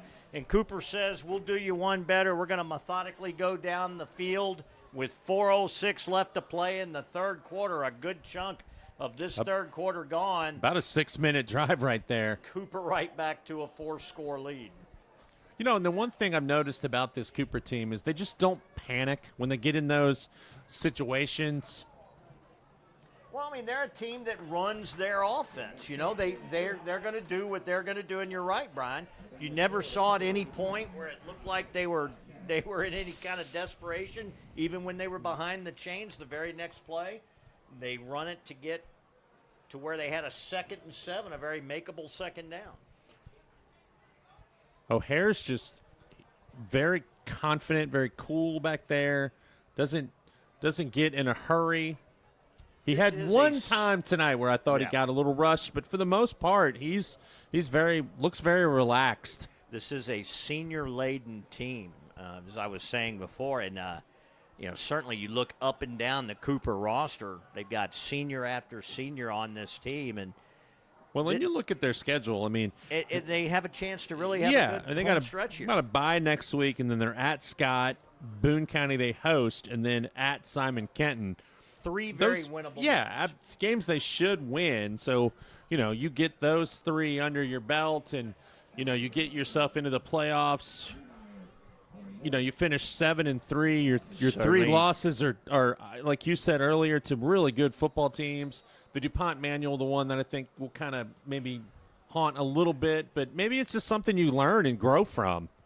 Tell you, Manual's been a good football program for some years now. It used to be part of the Youth Performing Arts School in Louisville, but they have become a force and, of course, a part of one of the oldest football rivalries in the nation with Louisville Male. The old Male Manual rivalry, something my parents in their 80s still talk about that used to take place, get this, Thanksgiving weekend, where you would walk to the game pretty close to downtown Louisville every year, and it was a tradition on Thanksgiving, the Male Manual game. That's what makes sports so much fun. Stuff like that. Now we don't really get high school football much into November. Look at him move the pack right there. That'll work. Big game in Cincinnati tonight. You got Moeller taking on Elder at the Pit. Kentucky quarterback. They may have some beautiful stadiums in Texas. I'm not sure anywhere has a place like the Pit. I've never been to a game there. I'd love to go sometime. Straight drop now for Fields, wide open. That's been there, and it's going to be a first down. So nice job to get 3 or 4 more with the little spin right there. Henry Waters protecting the ball. And Brian, one thing they have solved, at least at halftime, they seem to be moving the ball well in the second half. Pistol formation. Boy, that play looked kind of dead in the water, but now he's got a man, single coverage in the outside, incomplete. Underthrew it just a bit, but I thought he had a good chance to come back and catch it, did Linville, but it's incomplete. That just hasn't been there. I think the defensive back just at the last minute was able to get a hand in there, yeah.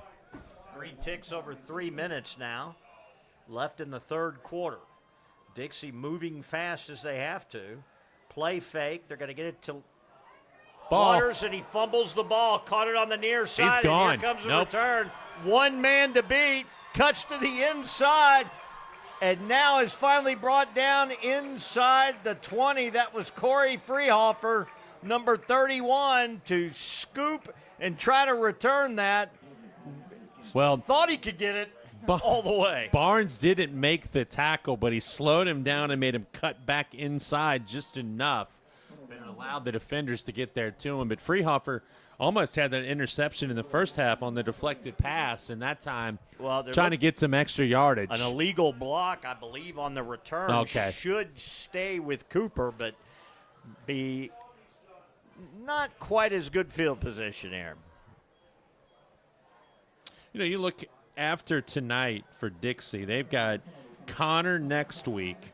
They go to Boone County, have a bye, and then finish with Ryle. So they've got a chance to get a couple of more wins here after this week. Ryle's the game you put the asterisks on. That's going to be a tough one, especially at Ryle to end the season. But here's the thing for them. You take this loss, and it's 28 points right now, maybe going to be more. But even if you do not come back in this one, what a play. There was nothing there. It was like Dancing with the Stars right there. I mean, he was all over the place. Just didn't have a partner. But I was going to say, you finished second in the district, which they have a chance to do. Correct. You still could get a home game here. And with this offense and you getting, a winnable home game in the first round of the district, you could still end up getting to a second-round game. So this one, you may just have to flush it and get ready for the next 2 weeks. just because that home game still looms out there. All right, so Cooper with the straight drop with O'Hara is going long right. He's got his man and just overshoots him a bit. Boy, that was a nice throw. Needed just a little bit more air under that one, a little bit too much of a line drive, but he has a great arm. You could tell he had the blood flowing. He did. He wanted that one bad, and it was a beautiful pass, just a little long. Yeah, he saw his receiver get free right away and just a little too much juice on that one. But I'm sure that's the kind of stuff when colleges were looking at him that they see that arm strength. And just, again, going back to the play before, what he did in the pocket when he was able to get away and scramble, because he doesn't seem like he really wants to do that. One thing they look for, too, in college with these quarterbacks, and we've talked about this before, is you got a 3rd and short coming up, is that ability to be on the right hash here and a throw to the left sideline with significant yardage. That's the toughest throw in football, because that's the one that you get the pick six on. That's the one that everyone has time to read. So you got to throw a bullet in that situation. That's Jake Browning. That's exactly. You hate to say that, but that's, and that's what they look for. When you want to be an NFL quarterback, you can make that throw. You're gonna get a chance with an NFL team. And certainly if you could show that off in high school, you're going to have a lot of D1 suitors looking at you to play at the next level. And let's be honest, Western Kentucky, no slouch of a program. No, not at all. Jeff Brom used to coach at Western. Bobby Petrino coached at Western. Now back at Arkansas. Unbelievable. That's crazy. Unbelievable. Now that where I go to church, our pastor, he's from Arkansas, and he and his wife are huge Arkansas fans. And he told me, I asked him Sunday, I said, you guys got smoked yesterday. And he said, that's okay. He said, I think it's time for a coaching change. I can't wait to see him and ask him about Bobby Petrino. Oh. Sometimes you got to – now, all that aside is personal, and let me tell you, fans in Louisville had about had it with him, despite the fact that he gave us Lamar Jackson, despite the fact that he gave us some big program wins. Not the greatest guy in the world. I don't think he rode into the press conference on a motorcycle. Let's just say that. No. And so he's definitely got a lot of baggage, but the guy is an offensive guru. He can coach. You say what you want. He's got more plays in that bag of plays than any coach I've seen. And certainly that's something you welcome when you're looking for a change. And it wouldn't shock me if they end up making it a permanent change, although it's a program like Arkansas, you can bet they're going to look around. A good punt, but it's going to go into the end zone. So this time Dixie able to deal the stop after the turnover, but what they did was just burn more time here in the third quarter with $1:03 left to play in the quarter. The clock every bit as much a factor to Dixie as this Cooper defense. A couple other games going on tonight. A good win right down the road from here. Bourbon County 6-0 taking on the Lloyd Juggernauts 6-0. I was very interested to see. The Juggernauts are a juggernaut this year. There is no doubt about it. Maybe the best team in Northern Kentucky, and that's saying a lot. But this is going to be a test tonight, and I'm kind of interested to see the outcome of that particular game. They've got it at home. Good luck to my friend Big John Tomlinson, who is Mr. Football in the Erlanger area. His son, Lincoln Tomlinson, the player of that team to watch.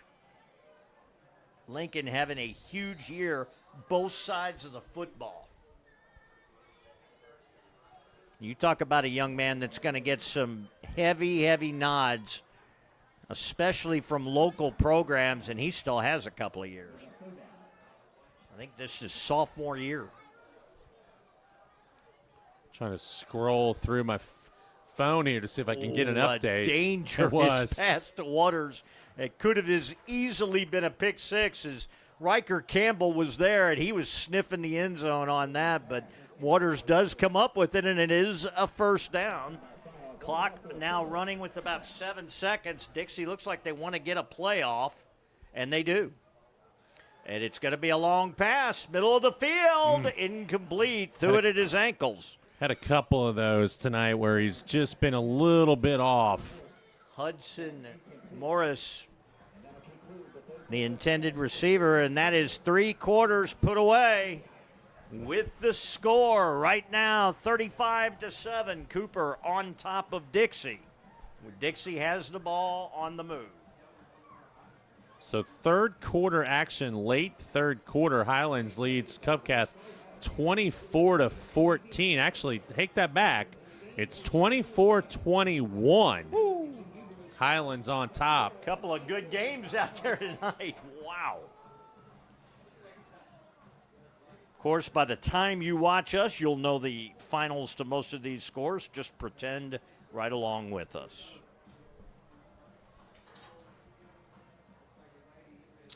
Yeah, we've got Scott is traveling down to Clay County tonight. That's a little bit of a trip. Manchester, Kentucky. And I'm going to tell you right now, the entire city of Manchester will be at that game.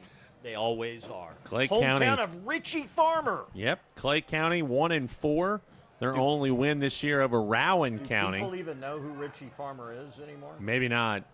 I do. You do. Former University of Kentucky guard, had a state championship at Clay County, and then lost the state championship the next year in a game he scored 53 points, a state record.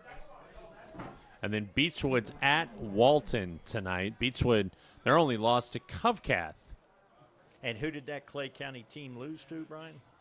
I'm going to say Ballard. They lost to Ballard. That's correct.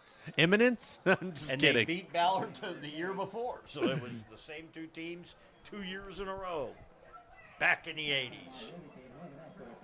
And who was Ballard's big player? Oh, I know I should know this, but you're going to have to tell me. Former New York Knicks star Allen Houston. Yes. Long pass, middle of the field, Got him. wide open, Goldsby. Goldsby's got it, breaks to the outside. He will score. No, they're going to say he went out of bounds at the 6. He stepped out of bounds. And that's just losing your balance, but I tell you, he couldn't have done much more than that. As it is, it's the longest pass completion of the night for Dixie. And it will be a first down, but a hold is going to bring it back. Yeah. Oh, goodness. That got the crowd on this side so riled up, and oh, man. And that's coming way back. Well, hang on now. Well, unless the hold evidently happened downfield. After the catch. So it happened towards the end of the run, so the ball only will come back to about the 25. Well, it still would have been first and goal at the 5. Goldsby in motion. Boy, that was dangerous to be in illegal motion. And, boy, they almost had Fields in the backfield. He dumps off a completion. That's going to be a first down or close to it. Inside the 15. It was a heady play by Fields. He just was in trouble and got to the line of scrimmage and just kind of flipped it with his right hand over the defender. So the first couple of plays of the fourth quarter been exciting for Dixie. They're in the red zone and on the move. They're still fighting out there, trailing 35-7. Handoff. Still on his feet and just does go down. That was Goldsby inside the 10. Got a Cooper player slow to get up. And he's going to stay down. And then one more game to mention. Frankfurt is at Holy Cross. Frankfurt 0-5, and, of course, Holy Cross undefeated 5-0. So how about Holy Cross? You talk about Lloyd, and granted, Holy Cross still a small school, but 2 years with the new head coach in his second year and already making a difference right now. And this is a team who has some aspirations this year, and rightfully so. Absolutely. Best start they've ever had, which was surprising to me, but I think the year they won the state championship, 2011, they lost maybe their first 2. I'd have to go back, or I know they lost their first one. So, yeah, best start in the history of the school. Good to see that with Holy Cross. As we go to a lot of these schools, in basketball season, we have always had some of the best experiences at places like this, like Dixie. Yep, absolutely. But at Holy Cross, certainly. We are welcomed with open arms. They have always been a wonderful school. Hats off to the diocese there in Covington and to Holy Cross and everybody that makes game day events happen because they do a fantastic job, and we've had some great times in their facilities. Straight drop, looking for it all, and that was a dangerous pass. He wanted to hit Waters, but well covered. I think that was our guy right there, Riker Campbell, on the pass defense. So, Brian, Kentucky has Georgia. Do we have to talk about it? Okay. All right. And they have to go to travel to between the hedges down there, between the hedges, and it's going to be not good. Georgia's upset about losing last week, and for Kentucky, this is kind of that strange time of the season where where Stoops' name's starting to already be associated with the hot seat in Lexington, and basketball starting, getting going, and you can get a real apathetic fan base towards the football really fast in October if you don't turn things around. And Stoops could be looking. Of course, you're not going to buy out his contract early. That's a nice gain, and Goldsby dives for the end zone. More importantly, did he make the first down? I think he got the first, but he's a little short at the goal line. If he made it to the 1, that should be first and goal from the 1. Goldsby did everything he could humanly do to make that happen. The Cooper coaches are right down there. It's interesting because you used to see where teams couldn't go that far down the sidelines. They used to stop about the 20-25. Yeah, that's all. But they are right there. To our left, you can hear the coaching staff up in the booth. Pistol formation. They're really stacking the box, and that's where they go into the teeth of that defense. I don't think he was down. Gillian is going to be called down, but Brian, I'm not sure he was. It was close.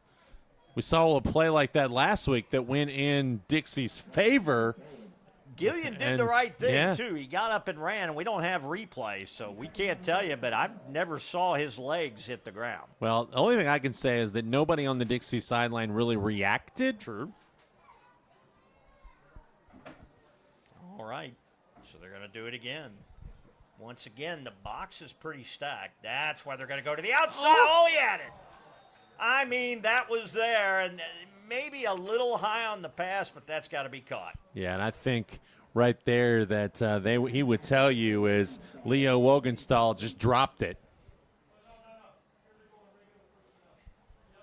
So 3rd and 2. I still wouldn't necessarily go away from the run. I'm just not sure I would do it straight up the gut here. Use that wide side of the field, although the ball in between the hash marks, but and there's some confusion. They're going to take timeout. That's the right thing to do. Fields bent down like he might have been nursing an injury right there. Seems to be okay.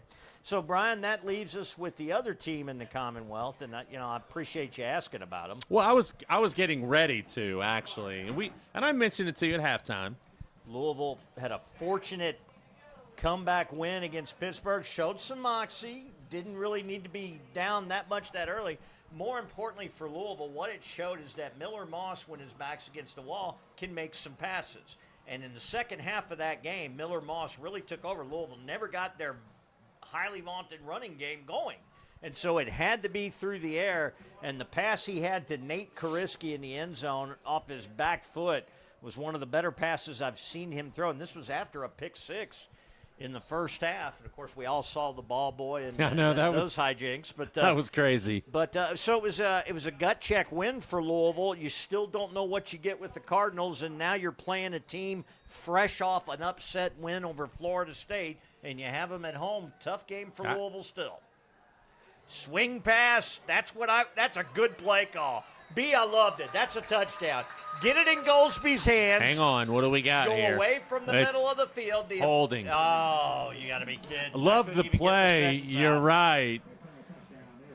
They're going to say that what happened is whoever the flag was on hooked him and then brought him down is what the official gestured over to the Dixie sideline. Pat Berg just immediately turned away from the referee. And I'm not saying he was arguing. He may have known it, but just the disgusted look on his face. That's just a shame because that was exactly what we were talking about. They're loading the box up. That's the perfect play call. Yeah, it was a great play, and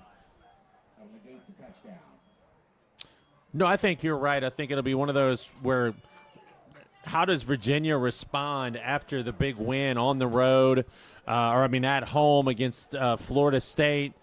Do they come in a little bit flat?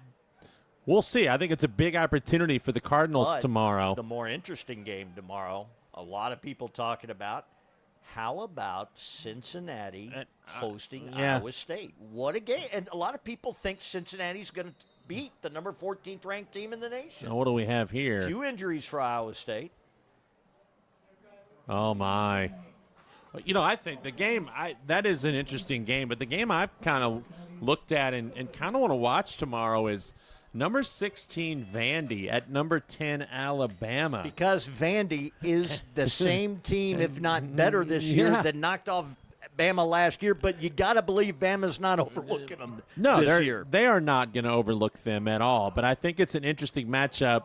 How does Vandy respond going down to Tuscaloosa? How good did Bama look last week?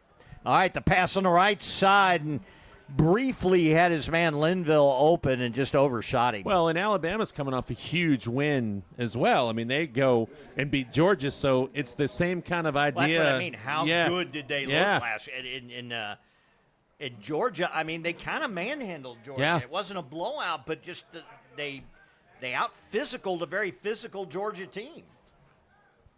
So Alabama may not be the Saban Alabama of the past, but they're a lot better than most other teams in college football, or a lot closer to it. 9:19 to go. Big fourth down here, and a lot of movement. Cooper called that one. Yep. Well, Dixie had it inside the 5-yard line, and just one mistake after another. They had it inside the 5 twice, if you think about it, because the interception return got him down there. The holding penalty backed him up. They got it down there again, scored a touchdown, and now a plethora of penalties has made this a long 4th and goal from the 22-yard line. School teacher Brian Blair pulls out plethora. Well, I'm not even an English teacher. I'm a math teacher. There you go. So wow, impressive.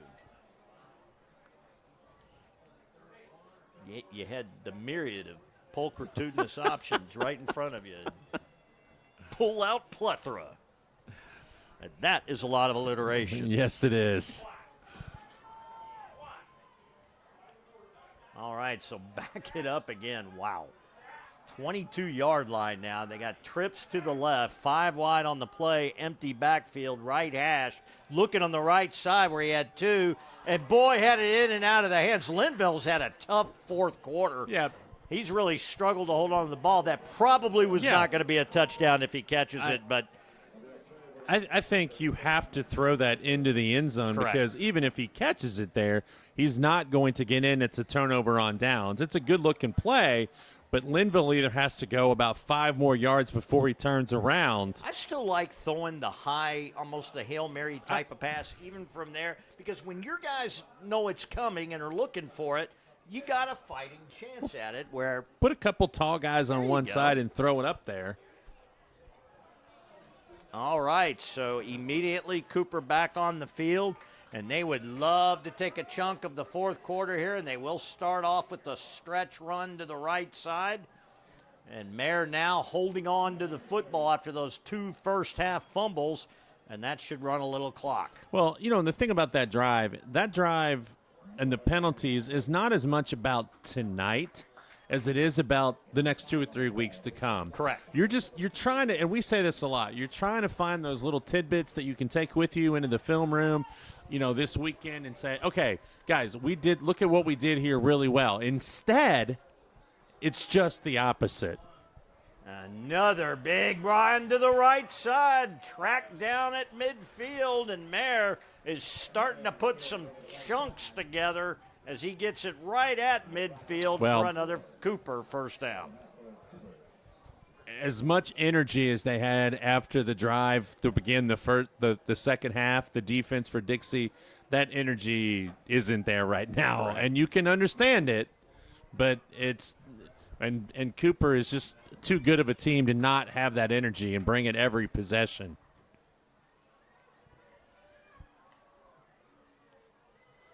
Time on the read option, it's just going to be the keeper, and that's another first down inside the 40. They ran a little wildcat that time. I was going to say that wasn't O'Hara. No, it wasn't. It was just a little wildcat, and it was. Goldsby got the tackle. Yes, Campbell just took the handoff, and I guess we can always mention the Reds, Brian, who. Well, is it a successful season or is it a failure? No, I think this season is successful in the sense that you rallied the last couple of weeks. You had a winning record. You got to the playoffs. Is it a great season? No. It's a pretty good season is what I think. Oh, what a stiff arm, but a good job to stay Fighting with it. Through the stiff arm. Goldsby showing he's one of the better players on the field. I think the biggest thing for them is they got to the playoffs, but you still, in that wild card series, saw a huge gap between a team that's just trying to get to the playoffs and a team who's trying to win the World Series in the Dodgers. Well, how about the message sent on the very first at-bat against Hunter Green? And then what about the Dodgers came back and kind of said he was tipping his pitches. Here's a guy who's been in the league now, 4 years, 5 years. Yeah. Why are you tipping your pitches at this point? So serious things the Reds have to rework. But, Brian, I got to say this. Smart play right there just to throw that away. The one thing, you got to say if you're a Reds fan that you need in a place like Great American Ballpark, you need some guys that can hit it out of the park, and this team just flat out didn't have it. Well, they did it the first half of the year, it seemed like, but after the All-Star break, especially Ellie De La Cruz just didn't do it. And I think that's the thing, and I've heard some people talk about this here locally in the sports talk world is, what are the Reds management, what's ownership going to do? Are they going to take a victory lap because they got to the playoffs, or are they going to say, you know what, we're not that far away? Are they going to go spend some money? And the track record, it's not great. Well, your window is closing soon on players like Hunter Green, too. And, he can anchor anybody's rotation. It didn't look like it against the Dodgers, but trust me, the guy's got the stuff to be able to do that. So you're going to lose your opportunity with him. And, of course, then you get into the debate, is it better to trade him for what you can before his contract runs out or just lose him to free agency? Ellie De La Cruz is that guy. He's another guy as well. But I have said this. I'm going to go – this is going to be an unpopular opinion. I really think Ellie De La Cruz and the Reds may need to part ways. I think you can still make one more run with him because I think you still have him for three more years. But, yeah, at some point they're going to have to decide because if you let him – you're not going to pay him. Well, one of the issues is he is insisting on playing shortstop, which is fine if he could play shortstop. And I'm just not convinced that he is ever going to be a guy who's going to be able to consistently play. He's going to make some great plays. But he could make some great plays in the outfielder, and he's built more for the outfield. Well, the Pirates moved their guy, O'Neill Cruz, who was their big 6'5" shortstop. He's now playing in the outfield, so we'll see. Ellie's one of those guys who. If you can do that, you can move some outfielders because you've got a nice couple of shortstops in the system coming up. Arroyo's a guy that we're all anxious to see if he can hit the ball because he can flat out play defense. But a lot of positives to take from the year. Good pass. Good slant middle of the field, and they're inside the 10, first and goal. Just methodical. I think that's the thing that I've been so impressed with tonight, that the early turnovers might have gotten another team down and really flustered. But I said it already. They just don't panic. They just and you said it. They just play their game. There's Very no steady. It's and it's paying off.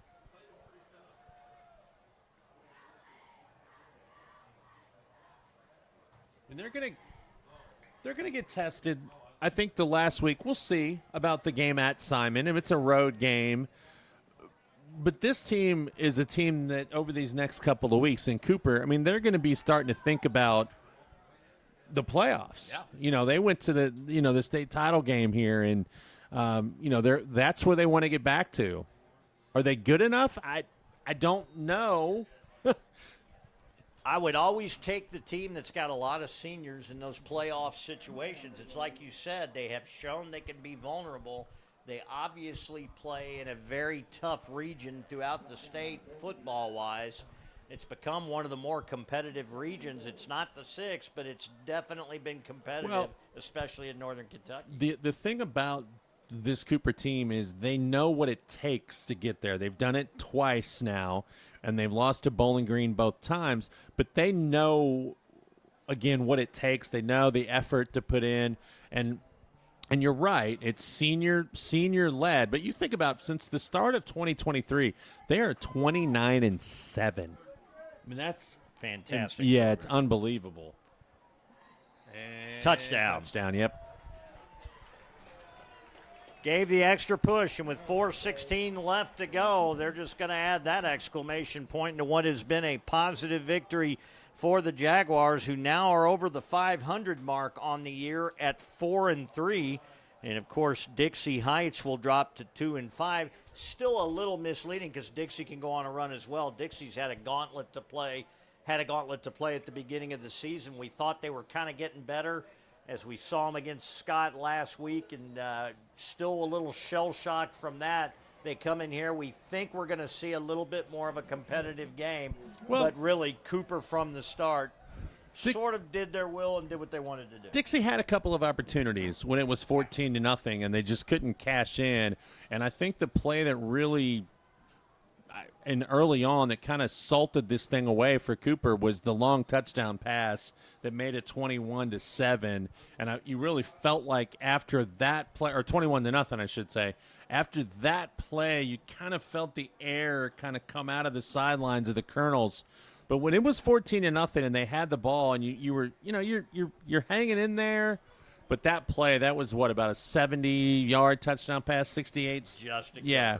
I mean, it seemed like that was the play that you look back on and go, man. I will ask you though. We got 4 minutes and 16 seconds. It's your boys against the Jets. How are we feeling? What do I know? I had no confidence against Green Bay, and they played a whale of a game, and I hate the ties in any level of any sport, and I'm sure those teams did as well. You had a chance with Micah Parsons coming back to make a statement, and it all falls just a little bit short. Hey, you could be a Bengals fan. Could be a Bengals fan this year. It's been rough. And the worst part for the Bengals is really no relief in sight. Whereas Dallas probably can win a few games this year. I'm not saying they're a playoff team by any stretch, but the Bengals right now, you really are starting to look at their schedule and seeing where they're playing the Lions this weekend. That's one of the best teams in the NFC right there, and it just doesn't get easier. No, it doesn't, and that's 4:25. A lot of people are going to be watching that game, and you've got a good Lions team and what a year, with offensive weapons. Yeah, that could get ugly. What a year to not have your best, because this conference is going to be wide open. You even look at the Ravens, who I thought were kind of everybody's thinking going to take it away. You're going to be missing Lamar Jackson for the next few weeks, and you're already nice throw. 3. And boy, he put that on the money. Now the ground probably causes that as a fumble, and they're going to say completion at the 20. That ball was one of the best balls he's thrown all night. And to Parks Vandahar, who we haven't heard from since the first half, with 2:39 left, Dixie once again putting themselves in position in the red zone. Well, we saw last week, I mean, this team has quick strike capability. They tried a couple times earlier and just weren't able to do it, but that time did it. Stats for Fields, they're not too bad in this game. We don't keep them from here. I can't just rattle them off to you, but he's had some decent completions and some runs today. It's just they've not been able to put it together at some key moments. And but here again, you run your offense. That should be inbounds, and they're going to say clock stopped. Nope, it's running now. Okay. It is 3rd and short about 3 yards. Pistol now. Good tackle. Well, I thought so, and good job to get out of that tackle. The initial tackle would have stopped him from getting the first down, but the extra push, they are now 1st and goal with the clock running at $1:29. He is right at the 10-yard line. I mean, I wasn't quite, when you said 1st and goal, I wasn't quite sure when you look across the field there if they were going to be able to get a first down, but they're not.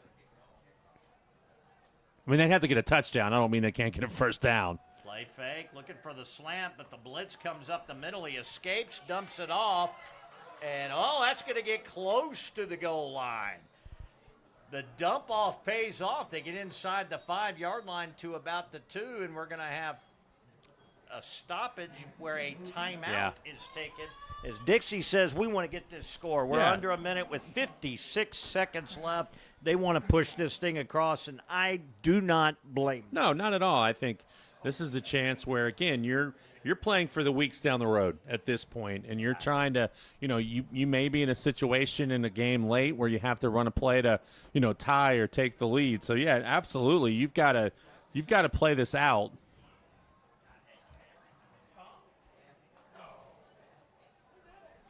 So, B, I believe next week we have the bye. We do, and then we're back for Campbell County at Simon Kenton. Yeah, just admit it. You're looking forward to that for more than the kettle corn. Yeah. You don't really eat the kettle corn as much anymore. I don't. Not supposed to, anyway. But your alma mater. I do. Campbell County. The Camels. The Fighting Camels. Is it the Fighting Camels, Brian? I've never called them that, Camels but fight? I just, They spit. they get stubborn, and they don't do anything you want them to. They spit. They spit. They will do. Spit. Yeah. They're playing Newport Central Catholic tonight. Little down year for the Breads. And I was going to say for Campbell County, it's this last few years have been a struggle. He got in, right? Yep. Touchdown. So Fields on the keeper. 2-yard run. Fitting for the senior to get in on homecoming night. He's a homecoming candidate. Homecoming candidate. I always find that amusing watching somebody in full uniform during halftime. Well, you don't have to go buy a fancy suit. And let me tell you, coaches love that. They love losing their starting quarterback at halftime. Now, I'm assuming, is there a dance tomorrow night? I would wonder.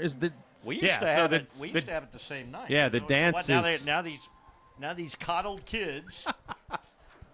No, it's the dance tomorrow Saturday night. Homecoming dance. Extra point. Are you going to the dance?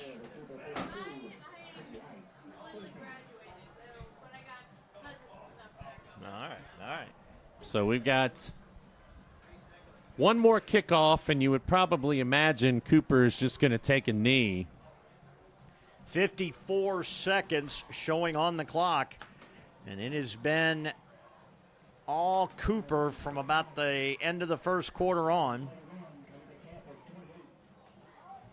What was that, 31-28? Boy, that game is Highlands? a wild one. Highlands and Covcath, 31-28, and that's got to be close to being over. Of course, it was 24-21 in our last check. So. You think about what it's like down there in Fort Thomas tonight. I mean, that stadium is there's not much parking. You and I have been able to actually do a game in Highlands Stadium, which is not the easiest place to broadcast a game. I will never forget being with who was my former Bengal partner? Anthony Munoz? Max Montoya? No, Max Montoya. Thank you. Max Montoya. We are under just a dreadful rainfall at a Covcath Highlands game, and we are in between the bleachers. It was just an odd place to do a football game, and just fond memories of the excitement. That happened to be on a Saturday afternoon. They used to play that game every now and then on Saturday afternoons back to Friday nights where all high school football games belong. Well, I think there were some games last night because fall break starts for a lot of schools around Kentucky. Have the Thursday round of Thursday games the week of Halloween this year. They're not even going to run. They're not even going to run a play. They're just going to line up and say that's it. So the final score of this game will be 42-13. Cooper on top in an impressive victory coming over from Union, Kentucky, and dealing an unkind blow to a Dixie team who now drops to 2-5. Cooper will improve to 4-3. And Dixie will be back. We will have them again one more time this year. But for now.